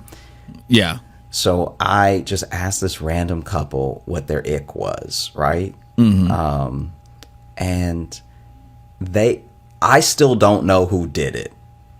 It was a man and a woman sitting together. And I had asked the man, but then the woman spoke up. But then it sounded for a second like she was talking about herself. But then it seemed like maybe the guy had done it. Basically, the ick that they both agreed they had was, this is so specific, but one of them came home one night, and from a long trip as well, so hadn't been home for a while, and they come home, and their partner, because once again they were so like drunkenly trying to explain the thing that I could not gather who did what. I even asked them straight up at one point, and then they busted out laughing instead of answering me. Okay. One of them came home from a long trip, and their significant other was seated on the floor in front of the TV with just an entire like a tin is the only way to put it, like a baking pan tin, deep like right out of the oven foil of pot pie. And they had clearly been eating the pot pie from the tin on the floor and had gotten through quite a bit of it, like had eaten half of it, you know? But like it's like a full pie, not like a mini one. No, not like a mini pot pie. We're talking about, it shouldn't even be called a pot pie because it's so big. It's like a pot cake. And so they had so much pot pie on them because clearly they were drunk when they did it. So they drunk, like, I don't know how you stay drunk this long because pot pies, like homemade pot pies, take forever, right? Yeah, especially if it's that big, you're going to have to bake it. You're not microwaving that. Or they did. That's why it's so messy, is they broke this thing in half and shoved it in the microwave. And then clearly ruined the microwave because you can't put that much metal in a microwave. Nope. Yeah. And so then they're sitting on the floor with first of all, the spatula is their utensil. So they don't even have a fork or a spoon. They are eating straight from the spatula. They're eating spatula at a time pot pie, right? Mm-hmm. And the pot pie's on the floor. And the thing that kept popping up to me was like the kid in Matilda eating the cake. Because I'm like, you've got a lot of pot pie to get through. Yeah. And they're clearly putting in work. Because it's like half gone or whatever. But they've just got so much pot pie juice spilled on their shirt. And it looks insane. It looks like a grown toddler. Like you're watching this infant. Imagine if that infant now was 150 more pounds. Mm-hmm. And like middle-aged. In front of the TV. Had a job and knew how to bake a full pot pie. That must have at least been decent because you've eaten half of it. Yeah, it's like a kid that never learns to not to stop chewing his shirt, and getting it all covered in spit, But now he's 40 and still does that. I forgot until you said that. I forgot any kid did that. I'm around too many of them. That's so funny. And so so they come home and they're just like sitting like almost in pot pie because they've also spilled a ton because it's a slated spatula. So it's like it's great. one of the spatulas where like clearly juices are gonna go through. Yeah, yeah. And so there's just like pot pie on the lip. It's like pot pie on their chin. It's all down the shirt. It looks like they jumped in the pot pie. Right, yeah. Like they dove it, and so they're just... They did a slip and slide with pot pie. Yeah, and pot pie slip and slide. Apparently... The game that's sweeping the nation. They're not even sitting like crisscross. They're sitting with legs open with the pie as close to the thighs as they could get it. So they're eating over the pie. But it's also like on the floor. And that's why I said the toddler thing, because they look like how a toddler would eat. And this is a couple that's still together. There's a couple that's still together, but then... We're together at this point? And and then I'm like, that's a I'm just going to walk situation. Like, keep the house, keep everything in it, I'm going to go. Yeah. Right? Yeah. But the thing that's... I'm going to change my name. Here's my phone. I'm smashing it in front of you so you know not to call me. The thing that's so wild about it is that they were both agreeing, which means whoever did this gave the other person the ick and gave themselves the ick. Because they were both like, oh, this is the most disgusting thing I had ever seen. But one of them did it. Well, and the fact that they were together when it happened, because honestly, to be that drunk and eating a full pot pie like that sounds like one of them got dumped. Yeah, no one should be doing this in a happy life. No, that's not that's not behavior for when you're doing well. Yeah, that's not Just like mentally and emotionally. hey, my girl's out of town, so you know what the boys go do. Yeah, Full pot pie weekend, okay? we go get nasty with it. All right, we getting baked. And when I say baked, I mean pot pie. Yeah. Baked every day, okay? God, the boys slurp some gravy. it's gonna be juicy. You gonna be slipping. Yeah. Crusty at the top. Getting them veggies in. Yeah.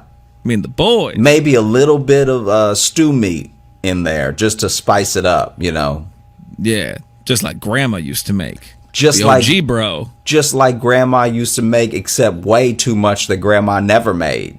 She did a reasonable amount. I'm a ball out. She made the right amount. She made the right amount. She was a responsible woman, but not me. But not me. You know what I mean? I got to flex on them. And by flex on them, I mean get so sick that I cannot flex a single muscle, Yeah.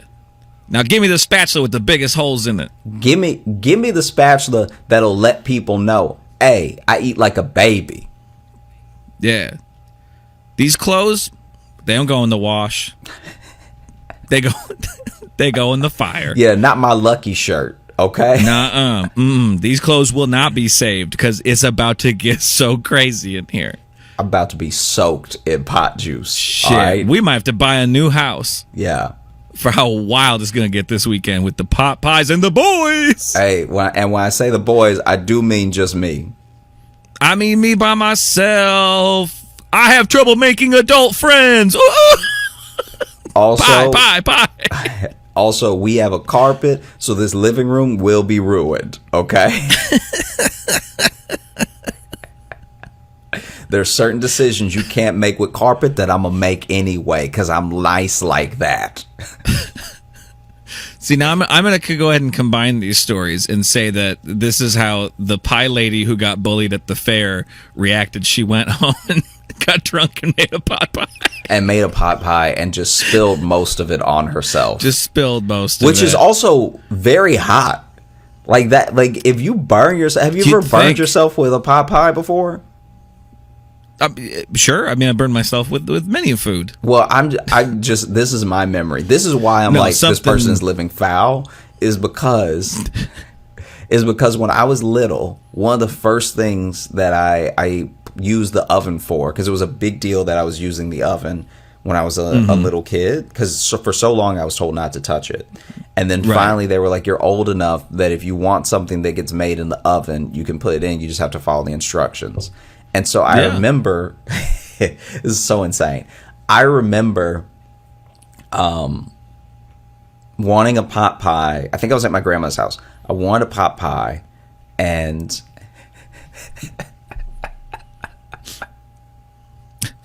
this is so dumb. I wanted a pot pie, and they were like, follow the instructions. So I followed the instructions, and they were watching over me as well to make sure I was like doing it right. Preheated the oven, got it to 400. Took out the pie out of the box, undid the film, everything, and then put the pie in. I was feeling like a big boy, right? And then the oven. Gonna clip that audio to use later. The oven like a big boy didn't have a timer on it, or at least the timer didn't work, so I had to keep time myself. So I was watching the clock because the clock said in 20 minutes the pot pie is going to be ready. It was a little mini one, right?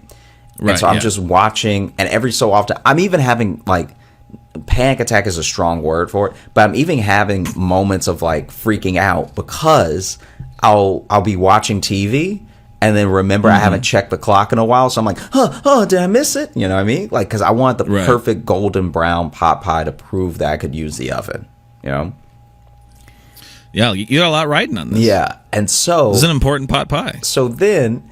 I see the time. I'm freaking out because it's 20 minutes. I looked just as it was turning 19, and so I remember counting down the seconds on the clock because I thought that's how cooking worked. I thought that at 20 minutes it would be perfect.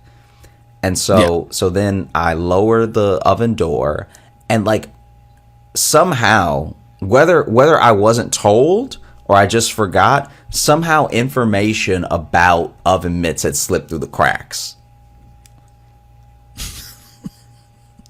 So it doesn't even occur to me to grab an oven mitt. Yeah. Yeah. And so you didn't know this was a thing that existed. Yeah. And so I just reach on in. I reach in and grab the pot pie, right? Now the pot pie's tin that it's in is like a foil type aluminum, around it that it cooks in. Yeah. And so I reach in, I grab it. The way that I grab it is I grab with my index finger and just the I guess like inside of my thumb around the foil part, but then I end up putting my thumb in the pie when I'm grabbing it to pull it out. Oh. And so I put my thumb in the pie. I'm burning, like I think my thumb is going to burn off because I didn't realize that it would be this hot. I didn't like finish in my head what cooking, like how to get something out of the oven. And so it's to the point where my finger's already in. And so even in pain, I pull the pot pie out of the oven. Yeah. Like I just rip it out real quick, right? This all happens so fast. It's not like I have a blister or anything. Like my thumb is clearly burned and hurt. Right. And I want to cry because I'm little, but I also don't want to give away that I've made such like an insane mistake. Like as soon as my thumb is in the pie, I realize I've done something horribly wrong. You know this is going to affect your final score. It's going to affect my ability to use the oven, which is also going to affect the snacks that I get. Because sometimes I want something and my grandma didn't feel like making it or didn't feel, so if I can do something myself, I can have it whenever I want. This is a big moment in your life. You're leveling up as a big boy. And so my thumb goes in the piping hot pie, right? That's how I know it's Jack done. Hornered yourself. Is because steam is shooting between my thumb and the pie. And so I rip the pie out. I like set the pie down on the oven door that's all like all the way down. I then realized this is what oven mitts are for. And so I grab the oven mitts and then, grab the pie, put it on the counter and everything. Am nursing my thumb. And this is so devastating. I'm eating the pie later, like I let it cool for a sec because I'm like really hurt. I'm like sitting there like, ooh, and I'm trying to hide it as well because I just don't want anybody to know how badly I messed up, Yeah. And so I'm like really like nursing, but like I'm trying to not let my thumb touch anything while not showing it's hurt. And so then it's time to eat the pie, but I burn the thumb that I eat with normally. So I eat a lot with my left hand. And so I burn my left thumb. The thumb that you eat with, though, makes it sound like you just dip your thumb into things. Oh, yeah. That's how just stab food with my thumb and then into my mouth. Yeah, instead of counting calories, I just eat a thumbful at a time. And then, 100 thumbs and you're full. I eat 100 thumbs a day. And so then I can't now grab the fork because this thumb hurts so bad that I can't like grab the fork and eat the pot pie. And so I use my right hand, which I'm like a left-handed person. And so I am completely missing my mouth. You think eating was an ambidextrous thing? And is for me, it's just clearly not. So I am missing my mouth and burning my lip with hot pot pie because because I'm just using the wrong hand. Like in a weird way, I don't even know how to hold the fork. No, I know, and the problem is too is it's high stakes. You got high stakes to suddenly be ambidextrous because not only are you trying to show you're a big boy, but what you're wielding is hot. Yeah, and hot and messy. So it's like this is a lot. This is a lot on a little guy. So I've got one thumb in the air just to cool, right, and then I've got my other thumb on the fork. And I'm just, it's crazy. I actually feel like I was in an accident or something. I'm relearning to use my limbs because I've never even tried to eat with my right hand before. Yeah, definitely the same thing. No, I'm just saying it's like because I'm trying to eat with my right hand for the first time and hold a fork. Right. It's like not even occurring to me how to do it. Like it's genuinely, I have to think about how I would do it with my left, try to mirror it with my right hand, stab the pie, lift it up, and not like fling it into my own face. You guys know and love him. One of the most prolific comedians working right now. Put your hands together for Josh Johnson!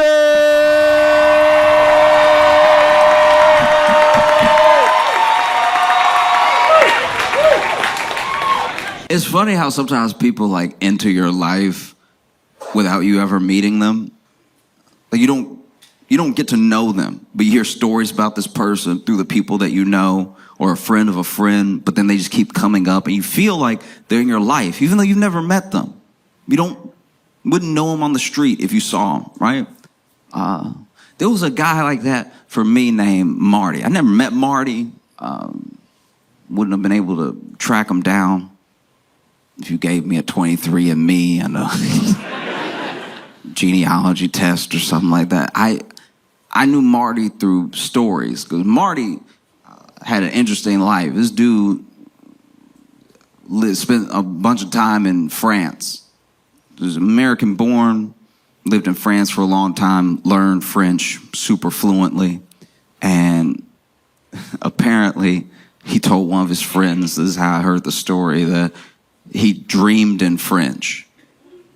Like he spoke English, obviously, and he lived in the States again, but his dreams would just be full of people speaking French at different points and stuff.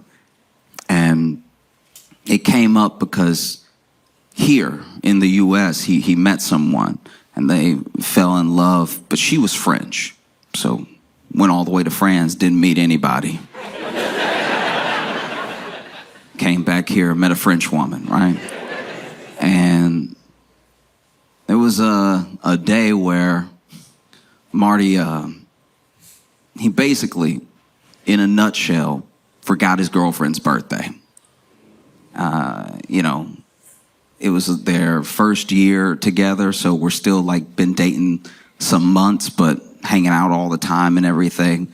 I said, my birthday, you're supposed to remember, that's part of the relationship quiz. And it kept seeming like maybe there was a surprise waiting or he was pretending to have forgotten or something. And then he went and took a nap. Yeah, not only did you forget my birthday, you napping in my face. And then I guess when she realized that he genuinely did forget, she woke him up. And she woke him up mad. And when she was mad, she'd go straight to French, right? Because she'd be so mad she wasn't putting it in English for him. And so he woke up to his girlfriend yelling at him in French. So he thought he was still dreaming. So wakes him up. Can't believe you forget my birthday. What's wrong with you? Are you out of your mind? You over here playing in my face all day? All in French. I'm paraphrasing. And then he was squinting, real tired, and was looking up at her and just wonders, I guess, to himself, am I having a dream right now? And so he casually, while she's yelling at him, puts his finger in her mouth.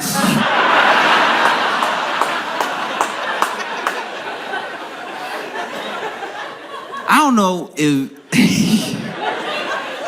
if you ever had somebody forget your birthday before, but you definitely have not had them put their finger in your mouth as you were letting them have it. And there were felt like dozen funny stories like that about Marty. Marty was an interesting dude, and he just moved in different circles than me. Never met Marty or anything. But Marty got older, got married, had some kids and stuff. And then Marty got sick, and Marty had cancer. And, there were some treatments that they could try, but it wasn't looking good, and his insurance wasn't going to cover it, and he couldn't do it out of pocket, and Marty passed away. And it's crazy because one of the other things about Marty that people talked about was how he was like a good boss. It's sometimes hard to be a good boss because people don't like being bossed around. You know, like people don't enjoy someone telling them what to do, but somebody got to tell you what to do if we all work here.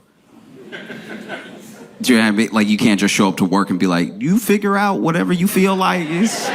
Nothing would get done. Like, there do need to be bosses sometimes in certain situations. It's just how you are a boss, you know?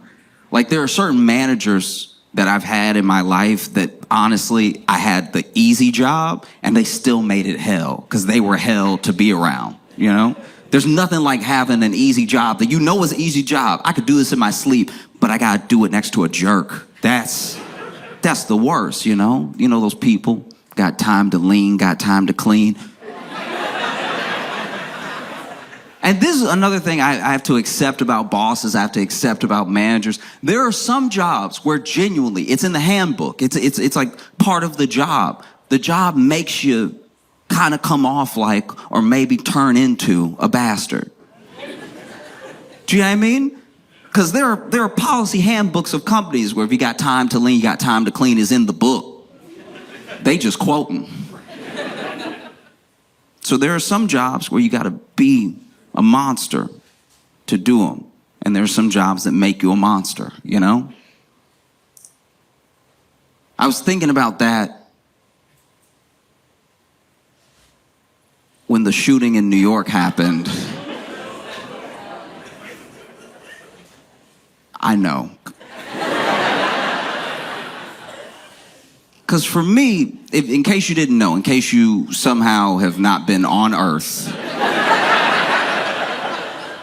there was a shooting in New York. Basically, this dude walked up behind CEO of United Healthcare and he shot him several times and then he went off, right? But apparently he had been camped out there waiting. That dude walks past him. He goes pop, pop, pop, pop, pop, pop. And then he jumps on apparently a city bike, which is not advisable. And then he heads over to Central Park and disappeared into the night/day, because it was day. It was broad daylight, too. That's also what felt so insane about it happening. It happened during the day. You gotta understand, there's New York day things and New York night things. We usually keep the shootings after dark. And when it happened, it shook everything up. Everyone was obsessed. The news was obsessed. The news was obsessed when it happened. The news was like, finally, we have something to talk about that's not Trump. Oh, wow. What a day. So the news talked about it all day. The news talked about it nonstop. The news would even have people on to discuss it who clearly were just finding stuff out in the moment with us on the news. They would bring the expert on and then play the clip. And then the expert would watch the clip and be like, damn, it's like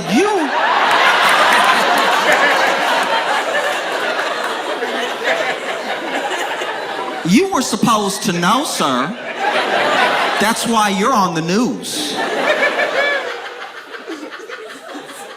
The news was absolutely obsessed, right? The news even did a thing that I've never seen before that I very much resented, because I'm just gonna be honest with you.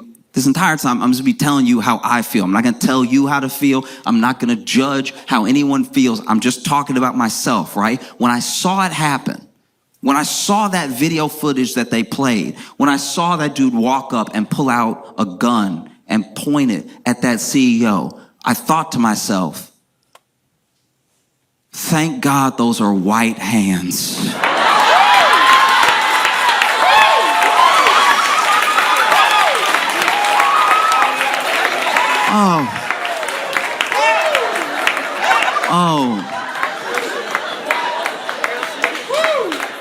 When I saw those lily white hands,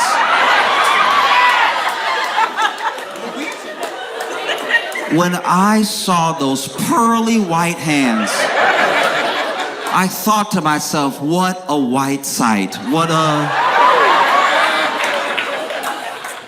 a beautiful white thing to happen that does not have anything to do with me, that should not blow back on me at all. What a white moment in America. And then in their obsession, continually, over and over again, describing what happened, going over what happened, the news did something. CBS this morning showed the clip. They showed this man walk up, pull out the gun, and they said on CBS in the morning, a light-skinned man.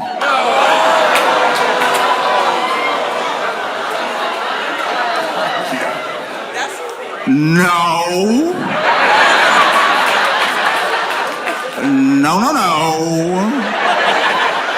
No, light skin. When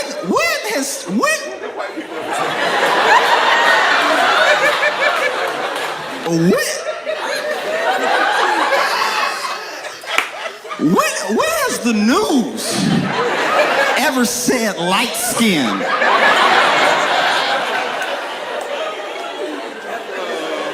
What's next, CBS? Red bone?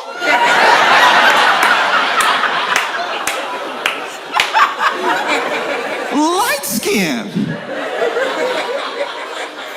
I was horrified. No, you know, if it had been a black person, they would say black, because they love saying black. Anytime a black person does something, the news is like, this black was last seen at the scene of the crime. You know this black. If you've seen this particular black, call this number so you can report him for his blackety-black crime. Guys, light skin.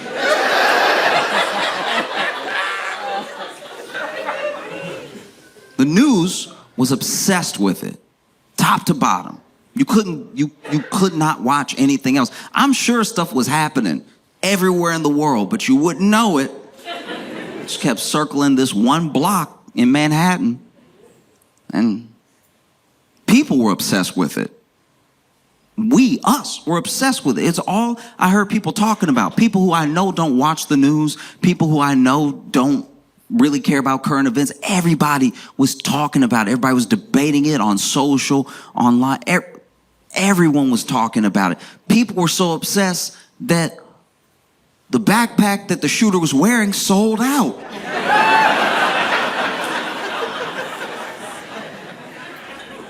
Because in America, everything is an ad, including murder.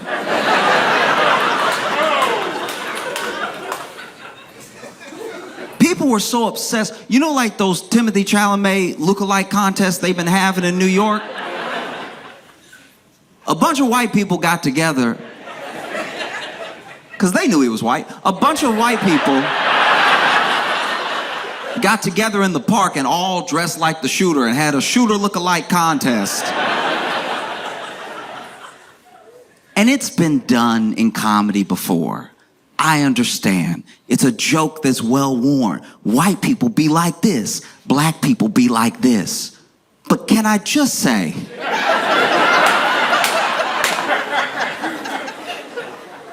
as a black person, we have never, as black people, watched the news, seen the suspect,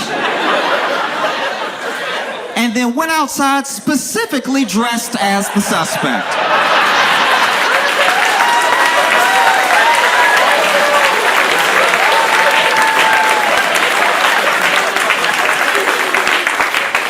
We've never watched the morning, the 8 o'clock, the 10 o'clock, the midnight news and been like, oh, that's a good fit right there. Let me make sure I got it right. A red bandana. Okay, I need a red one. That's just how you can tell being white is a different experience, because these white people racially profiled themselves for fun.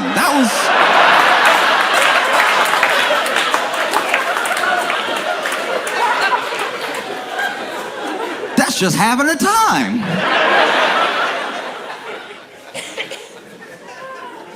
So the news was obsessed, and people were obsessed, and CEOs were obsessed. CEOs were like, what? What happened? Oh my God. Oh my God, are you serious? And they didn't know each other. Kids, he just did that in broad daylight to one of us. CEOs started making moves, man. CEOs of all the healthcare companies started taking down all of their profiles. All of their LinkedIns were just back to factory settings. And look, I need to be clear about something. I mean, you're gonna glean this off of me the entire time. I don't want anybody to die, right? I don't celebrate death in any way, right? But I will say, if you feel in the wake of this thing happening, like you have to scrub all mention of you, all knowledge of your existence off of the internet, then maybe, just maybe, take a look at how you do business, take a look at the person. Do you know what I mean?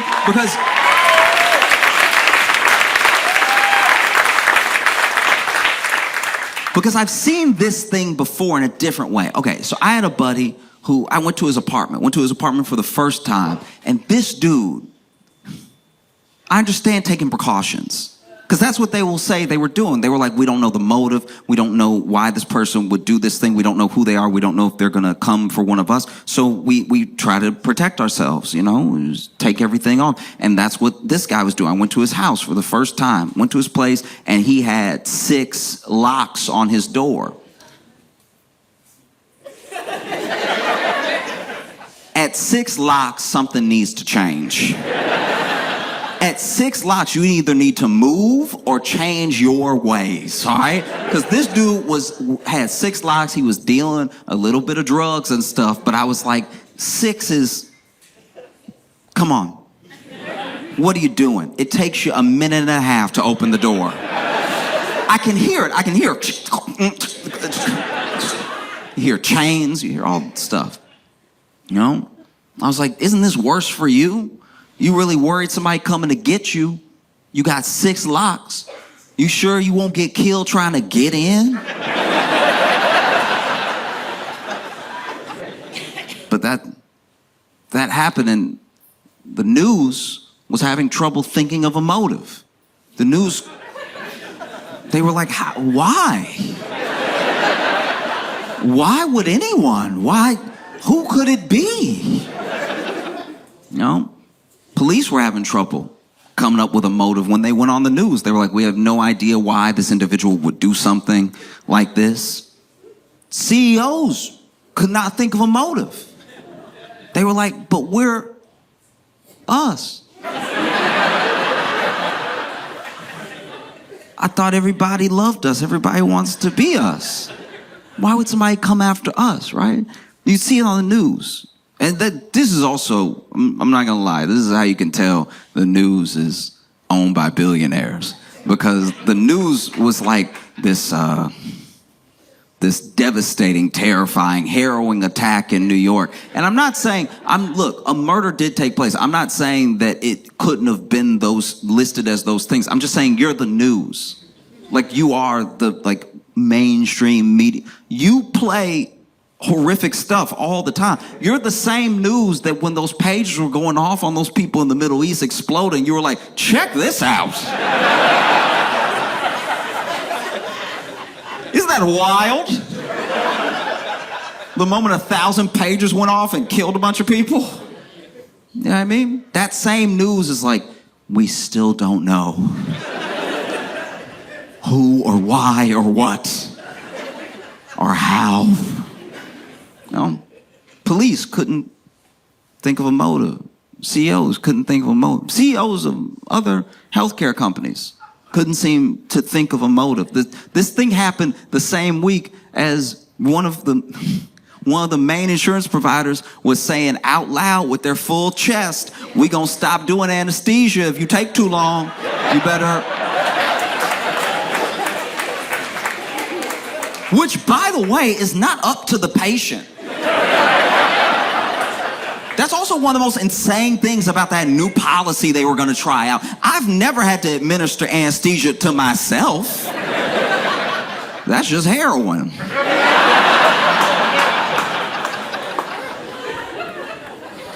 Yeah, if your surgery takes too long, it's not like they're there, by the way. It's not like they have to wait on you in the waiting room or something. If your surgery takes too long, we're going to charge extra to put you back under. If your surgery takes too long, we might not cover more anesthesia.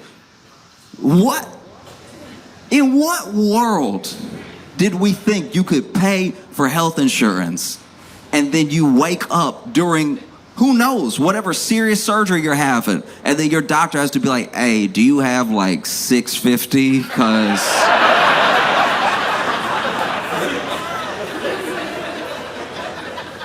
if not, look, I know you're a little groggy, but can you understand me right now? I know you're literally open, but can you understand what I'm saying? If you don't have it, that's okay. I got a stick. We can Civil War this right now."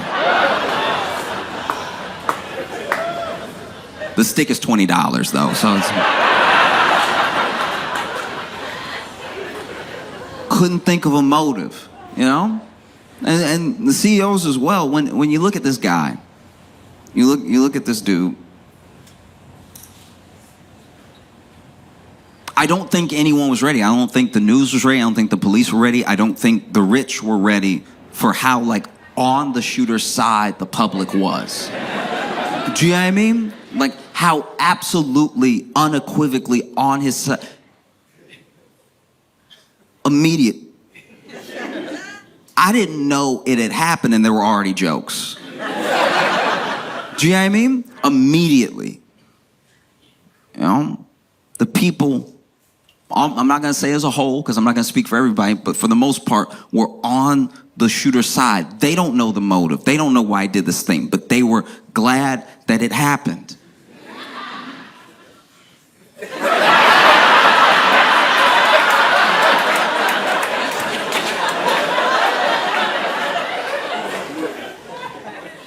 And so out of it, you get these CEOs, you get these rich people going on the news and really campaigning, being like, look, the CEO, this man was a father, this man was a husband, this man, and they really appealed to the humanity of this CEO. And there were people who heard that appeal, and they said, yeah, no, I know he was a person, so was my cousin.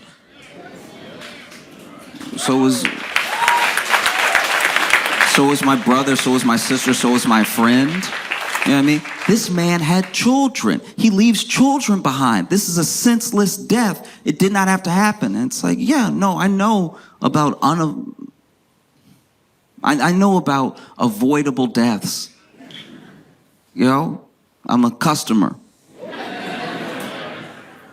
I know people who have died these avoidable deaths because it took too long to get their medicine, took too long to get the treatment. Maybe it wasn't covered. Maybe they're on the phone forever. This man was a father. He was a husband. Okay, so was Marty. You know what I mean?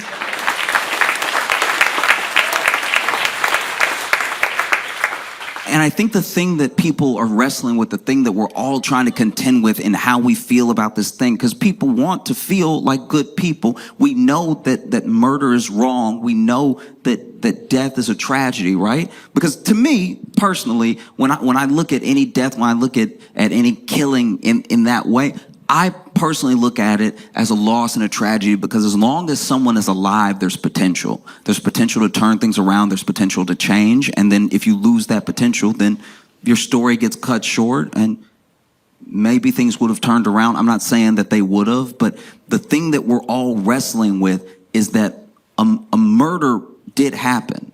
Someone killed someone in cold blood. They just didn't kill an innocent man. Do you know what I mean? That's also what feels so conflicting about it. Like, a killer killed a killer. This dude was the CEO. A lot of people died under his watch, through his policy, through what United Health does. You know, there are a lot of people that are gone, and when you can see an act happen in real time, it's very easy to look at it, be shocked by it, and call it murder. When you can spread all of the culpability, when you can spread all of the actions across thousands of individuals and a whole system, now somehow it's nobody's fault. You know? And like, you look at someone like Brian Thompson, that CEO, that dude was, to himself probably, I'm assuming, just good at his job. It's his job to make the company money. I don't know what CEO, outside of maybe like a gun manufacturer, wakes up and wants people to die. Like, I don't know. I don't know what CEO wakes up. These CEOs, they work 80-hour weeks and they don't see their families and everything, but they do it because of their obsession to succeed and to build up the company, to make the company successful, to give back to the shareholders, all the reasons they come up with. And if some people die along the way, then that sort of is what it is, right? But this dude, make no mistake, he was a killer. He was such a good killer that the company was like, damn, Brian. Damn, you cold-blooded. We need to make you CEO. Wow, you don't care. You don't care at all. Women, kids, you get them all. Wow, Brian. He got promoted the way a gang member becomes a leader, you know? You're the coldest one out here. You know? It's tough. It's really tough. It's hard.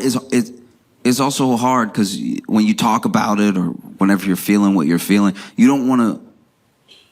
We're all human, but you don't want to lose your humanity. You know, like you don't want to get so spiteful that you lose some of yourself. You know, and so this dude, they're looking for him, and it's hard because the people are on his side. There's literally people dressing up as him, right? And I'm not gonna lie, I feel like some of the cops were even on his side because the cops were on a manhunt for him in Central Park and they weren't looking hard.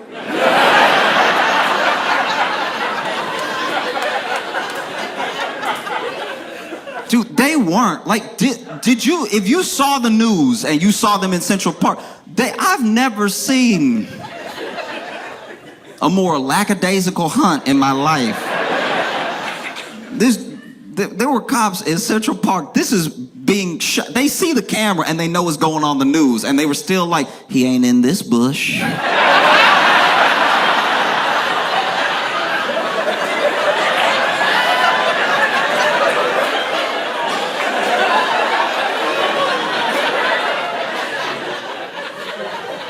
Where else is there to look?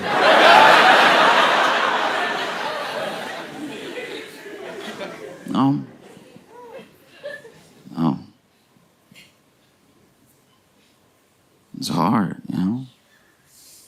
And it's also difficult because you want to have empathy for everybody if possible. You want to see every angle if possible. But this one is tough in a way because of what Brian was. Just a representative, by the way.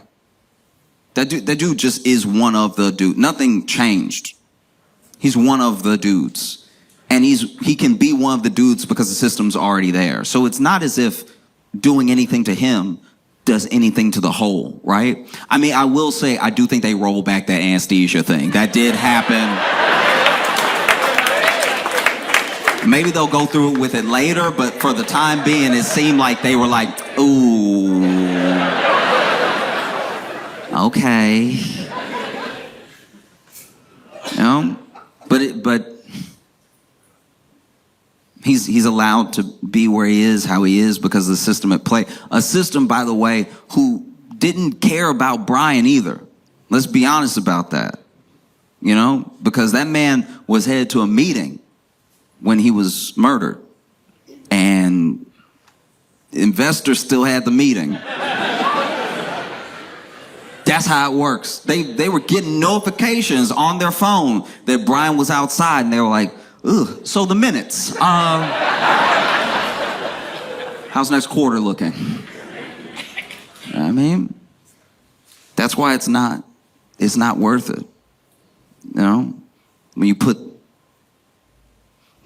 like that much profit over the person, you are also lost in that thing, right?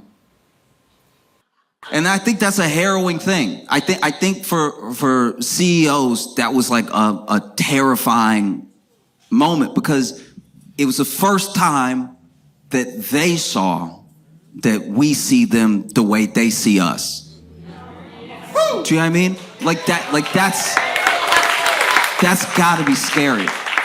Because for them, make no mistake, for them, we're not clients, we're not consumers, we're not customers, we're not even users. None of the names that they put in their reports, none of the things that they say to their shareholders, we're numbers, we're an account number, we're this thing.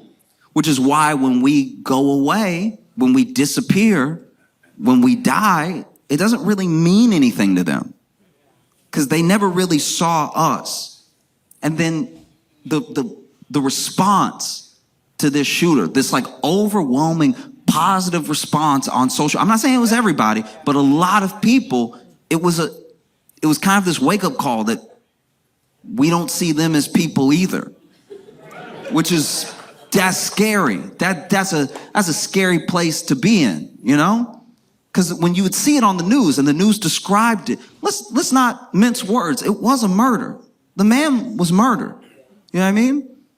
And the news would describe it as if it was the singular event in history. This horrific crime that took place in the streets of New York in broad daylight, this harrowing attack. And I'm not saying that it wasn't. I'm just saying that the woman in the video with her coffee that got out of the way didn't spill.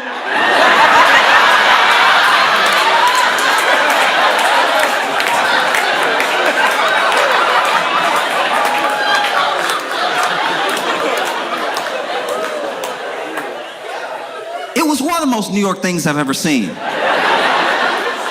For someone to get shot and then a bystander be like, he ain't shooting at me.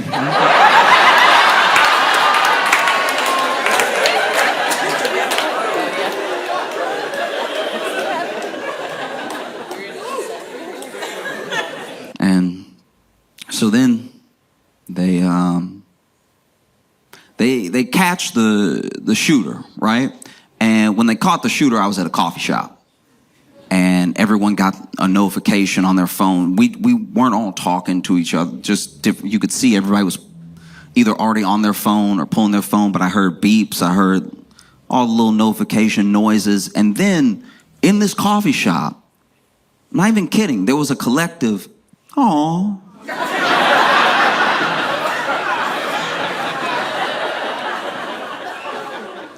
Oh, that's the noise you make if the baby hippo Mudang dies.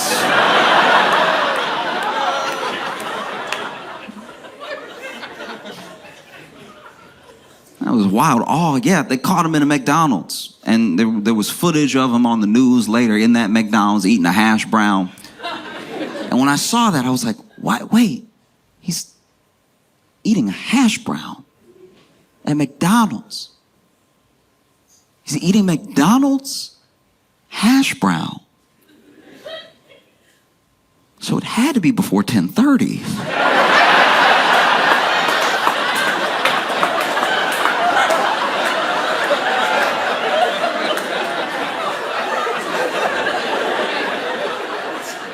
He's eating a McDonald's hash brown, which means somebody woke up early to snitch. Damn, barely awake at 9 o'clock. I don't know. Blinking. Oh, that must be him. Let me make the call. You know? And what's even crazier about that is apparently, at least as of the time I am talking to you, it looks like that McDonald's worker that called him is not going to get the reward money. Which, wow. is not going to get the reward money. And people were looking it up. The person was like, why wouldn't I get the reward money? Everything. Apparently, what they were told and what the internet says is like, actually, the process of collecting reward money for turning someone in is very complicated because there's an amount that has to be approved by two different bodies, and one body approved the $10,000, but when it got up to like 50, 60, it wasn't approved by both bodies. So then when they turned them in, they may not get anything at all, actually, because there's so much confusion around how much to give them or if it's the full amount. And I'm like, damn, that's kind of wild to me, because there was no confusion when they called and they were like, nigga here.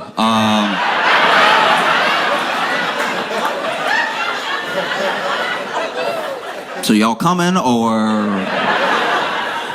That was very straightforward. There weren't any other things you needed to check before you came and picked them up, you know? That's why they in my opinion, they did it wrong. You know, if you're gonna call and you're gonna tell people that he's here, don't call the police right away. Get your money up. Call Blue Cross Blue Shield.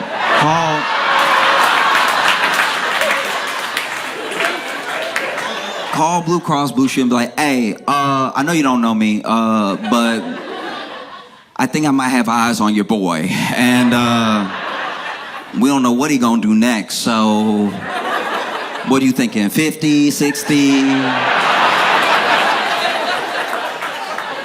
I'm just wondering how much he's worth to you, you know what I mean? Because I could make some other calls if you want. I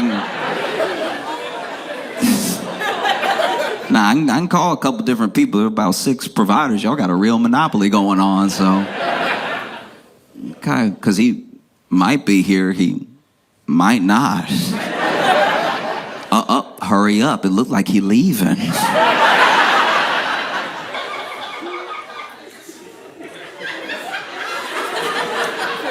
I always thought it was very straightforward. You know, there's a reward out for a fugitive, and then you turn in the fugitive and you get the reward. That's how it happens in all the Westerns. You know what I mean? But then they're like, oh, no, actually, I'm the FBI and the local police have to decide on an amount, and then there's like an arbitration process and everything. It's just so funny that like this whole thing happened, and then them trying to get their money just sounds like an insurance claim.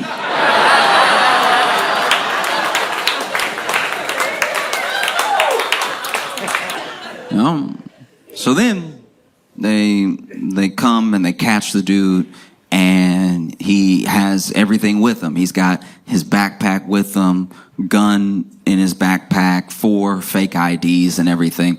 And it's kind of wild because so many people, when the attack first happened, thought this dude must be an assassin. How do you get out of New York? This man was in Manhattan. He did a shooting, and now no one knows where to find him. In New York, a police state with surveillance everywhere. The man was on an island.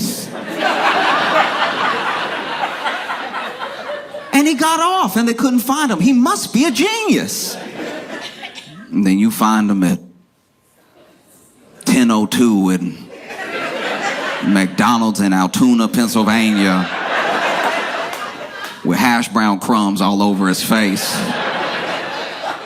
And then people went from calling him a genius, like, oh, he's so dumb. He's the dumbest man that's ever lived. Look, I think all this proves is one thing. When you read history and you look back, some of these people, because there have been individuals out there saying, you say he's a killer, I say he's a freedom fighter. There are some people that think he's a revolutionary and everything. Let's just say this.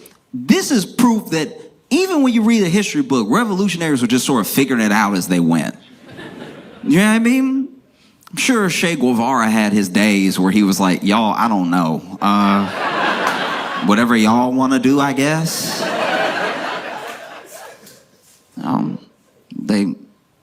They see the fake IDs, they question them, they bring them in and everything. And his name is Luigi Mangione, or Mangione, or Mangione. There's so many different ways I've heard his name pronounced. that I'm not positive the name he going by wasn't just one of those fake IDs. Like, that's the most cartoonish name I've heard in years. Luigi Mangione. It sounds like you making fun of an Italian person.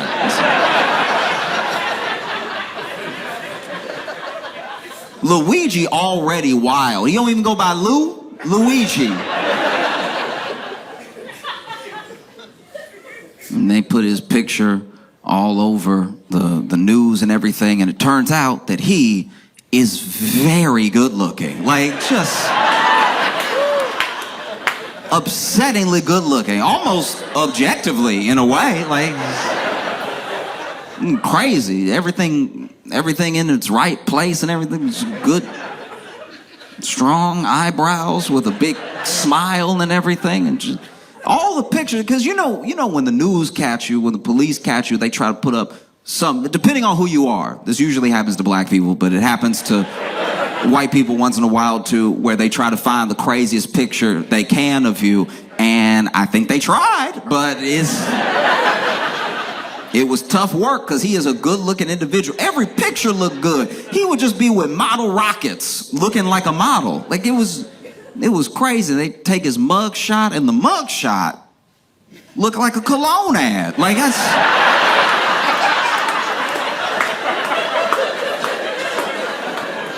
that was upsetting to me as a fellow man. I was like, y'all gotta get one bad pic, please. One bad picture. He was doing everything in that mug shot but biting his lip. Like, you've seen the mug shot. My man was...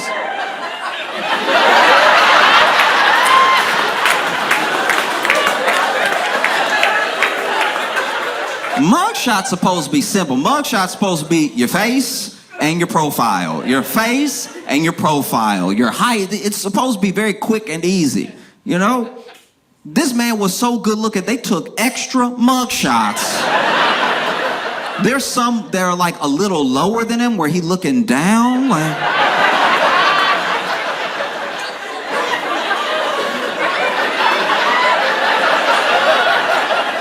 There's some up high where he just like, you can tell, even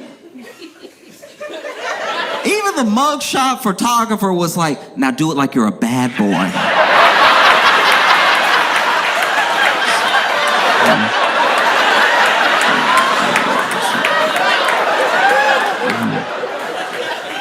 They tried so hard to get a bad picture of him that they took stills from video.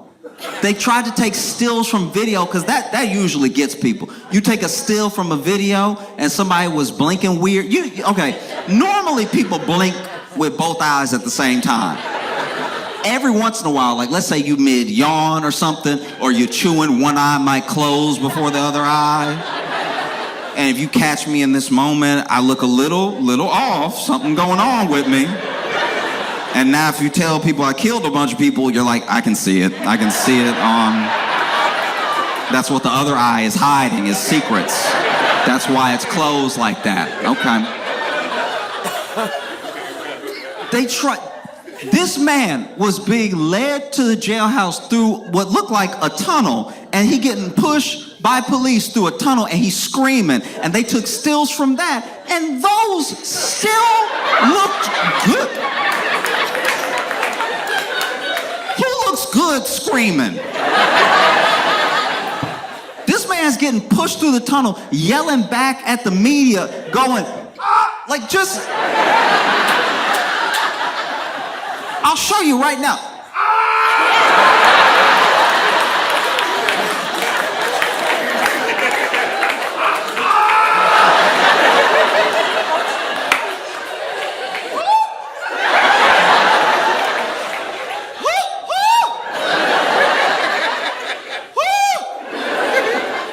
What about that was sexy?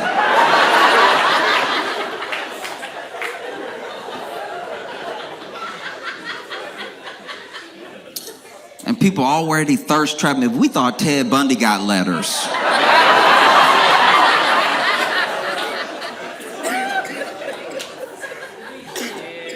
It was insane. It was very aggravating. And then every picture looked good to the point where editors and media consultants and stuff like that were like, stop putting pictures out of him. That's how good he looked. They were like, stop. You botched it. Don't put out another picture. And you could tell that the newspapers were getting aggravated because these newspapers and these media companies are owned by billionaires who are terrified right now of what's happening. And they see the public lauding this dude as a hero, and they're trying to get at least something. The cops literally had to tase this dude, so he pissed himself, so he took one bad photo. But even in that one, you're like, aw.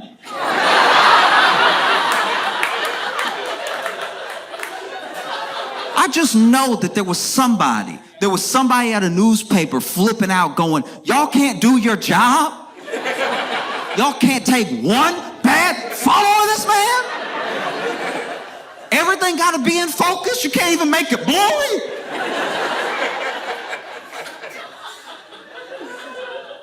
But I'm not gonna lie, when they caught that dude, I felt, everything started to come back up top, like surface level again, where I felt bad for a lot of different people, you know? I did feel bad for Brian Thompson's kids, because you don't pick who your daddy is, you know? And to a certain degree, I even felt bad for the shooter, because I'm like, you're 26, and you have money, something happened. Something happened. You're smart. You have your whole life ahead of you with all of this opportunity. You disappeared for some time, and now you do something happened, you know? But I felt especially bad, like really, really bad for women. Because finally there was a good-looking, rich, well-read man who has nothing to do with Hollywood, but he does murder some. So, you know what I mean? I could just see somebody trying to defend him. Just women defend their men too hard sometimes. Just like, he just did one.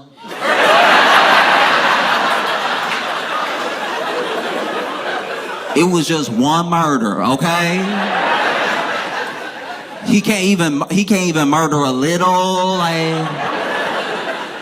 You judging me because my man your man cheat, all right? How about that?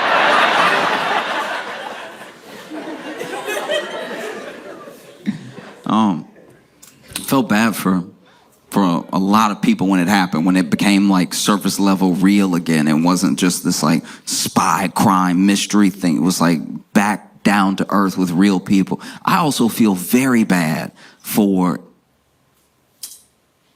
anybody else who got shot that day. It's New York. A lot of people get shot in New York every day. Imagine you get shot in New York. Ow, they got me, right? And you holding it. And let's say you're an artist. So you actually do your own police sketch of your shooter. And then you hobble your way over to the police station and you put in front, like, look, that's exactly what he looked like. I had a lot of time to draw it. Can you go looking? And then the police look at you and be like, sorry, this other thing's sort of an all hands on deck.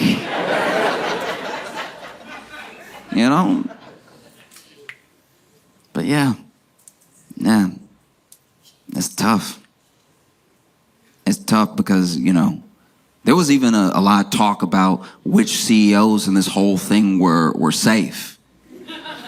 Do you know what I mean? Because like healthcare CEOs were on high alert, but I'm not gonna lie, you know, Luigi, he went to Starbucks and then he did that murder and then he hopped on a city bike and he left New York and everything. If you the CEO of Starbucks, you gotta be like, oh, thank goodness.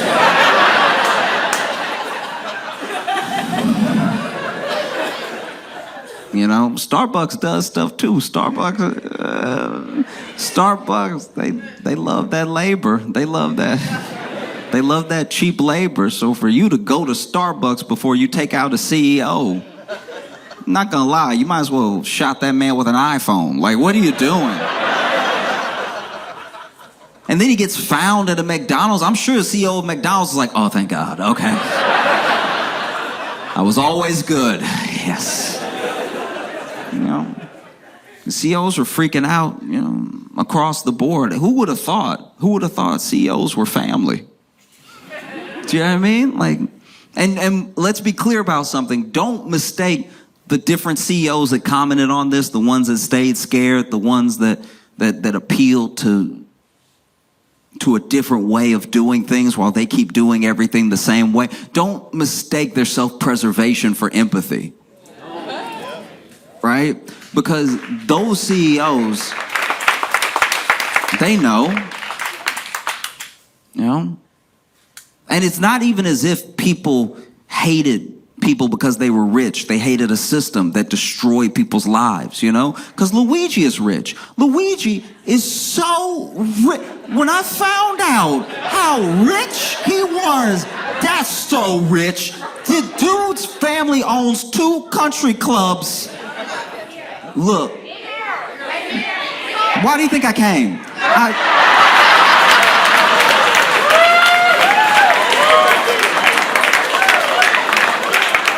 This dude's family owns 2 country clubs. This is just me outside looking in. I didn't even know you could own a country club. I thought it was owned by the country. I had no idea, because usually people don't put their name on the country club they own. It's not like it's Rick's Country Club. Like, that's crazy that Luigi's family had more money than the CEO, but then the CEO comes from like humble beginnings and has more money than Luigi does personally. And so it became this whole thing where some people started turning on Luigi and then rooting for the CEO. It was odd because people got too wrapped up in the money. But for me, it's not the money specifically. It wasn't about who's rich and who has more money than who. It was about a system that destroys people's lives, you know? It was about the fact that some jobs make you a monster and there are some jobs you have to be a monster to do. You know what I mean? And so for me, I don't even care that Luigi is rich, because the people, right? The people that love that it happened, the people that didn't care that it happened, the people that just wanted some taste of revenge for how healthcare and health insurance has destroyed their life. We use healthcare and health insurance interchangeably, but I think you know what I mean, how these insurance companies take the good work of doctors, the good work of nurses, and they make it so it's inaccessible, you know? And I think that the CEOs were scared, but let's be honest, not all CEOs were scared. I'm pretty sure the CEO of Ben and Jerry slept pretty good this entire time. Yeah, like, nobody was calling for all the CEOs. Nobody wanted to get Ben or Jerry. We were both very happy with those individuals. You know? You also have a year where whistleblowers who try to stand up to power, and a system, not just like one person, right? Because that's why I think a lot of CEOs don't understand, and why a lot of news media didn't understand about how the people feel, is that there were people who tried to do things the right way. They whistle blew, hey, this company is doing this thing. It's either putting your life in danger or it's stealing from you. And then all of a sudden, 2024 seemed to be the year of whistleblowers turning up dead. You know what I mean? Look at the Boeing whistleblower. That dude turns up dead when he's supposed to testify in the thing he already risked his life to do, and you're telling me he just mysteriously died in the parking lot of his hotel room that nobody knew he was staying at? Come on now. Come on. And then my man is blowing the whistle on a bunch of stuff we already know. He's like, the door gonna fly off. We heard.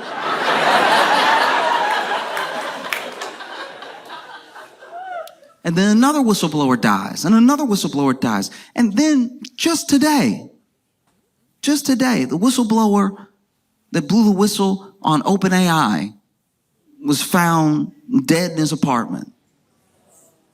And so, yeah, I think that people, as in individuals just generally in the world are scared. They're scared of what happens when you stand up to power. They're scared of what happens when you try to do what seems like the right thing, you know?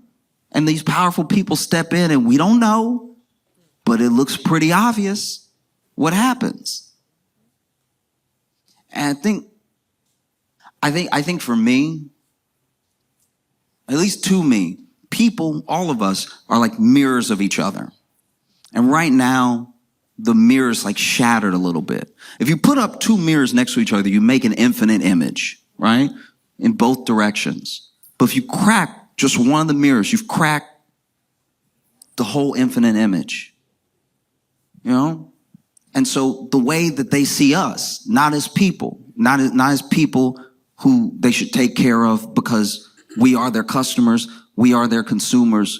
We gave them money in good faith for insurance, for our health, and then you deny when I need something. I've been paying all this money. If I had just saved the money and put it aside, I might have enough myself. And now you're standing in the way of me and my health, and you don't think that there's going to be any blowback with that? You don't think anything is going to happen next? That's wild. We're in a time where you see like Josh Shapiro come up and be like, this guy was not a hero. Let me be clear. Sure, fair enough. I'm with you. All right. But you have to pass legislation. You have to get it through. And don't let a lobbyist sway you. And don't let a lobbyist sway your colleagues. You have to do something then. Because I cannot stress enough how scary it is, how much of an inevitability we're heading to. You know what I mean? If you look at history alone, all by itself, is a playbook for some people, is a cautionary tale for other people. I think a lot of the answer to what we're facing is in history. It's in Versailles. And when you read the history of Versailles, you read the history of French Revolution, it's very apparent that, you know, whether it's police, whether it's an army, guards, whatever it is, they protect the powerful, not the people. You know, and the only reason that the people won in the French Revolution, in my opinion, is because the army's guns took like a Seinfeld episode to reload. Like, say, yeah, you can probably get them up out of there real quick. Like you go to, I went to Versailles. I went there and it is beautiful. It's a testament. It's a monument to like what people can accomplish, but it's all one man's wealth. You know, it's all for the king.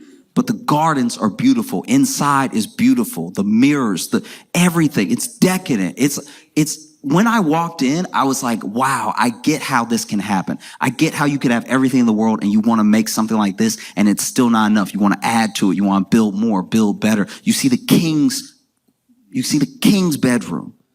You see where Marie Antoinette, her, it's like you see so much. And then you walk through the thing and you also are like, oh yeah, I can also see how if you were hungry enough and you broke in here and you saw what they did, you would probably grab everybody.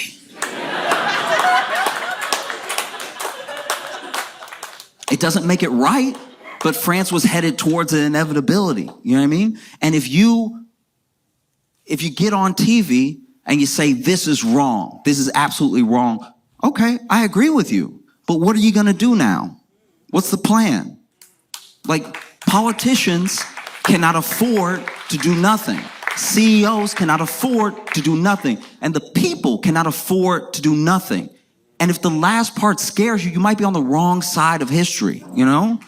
But that's a tough thing, too, because now there's a lot of people saying, like, all right, you got them, but good luck finding a jury. Good luck finding a jury that wasn't hurt by Brian Thompson.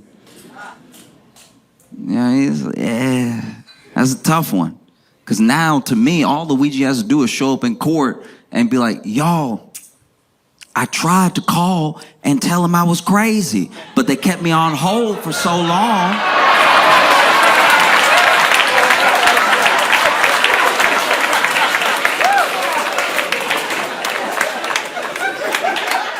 They kept me on hold for so long, I figured maybe I'll just go talk to him personally.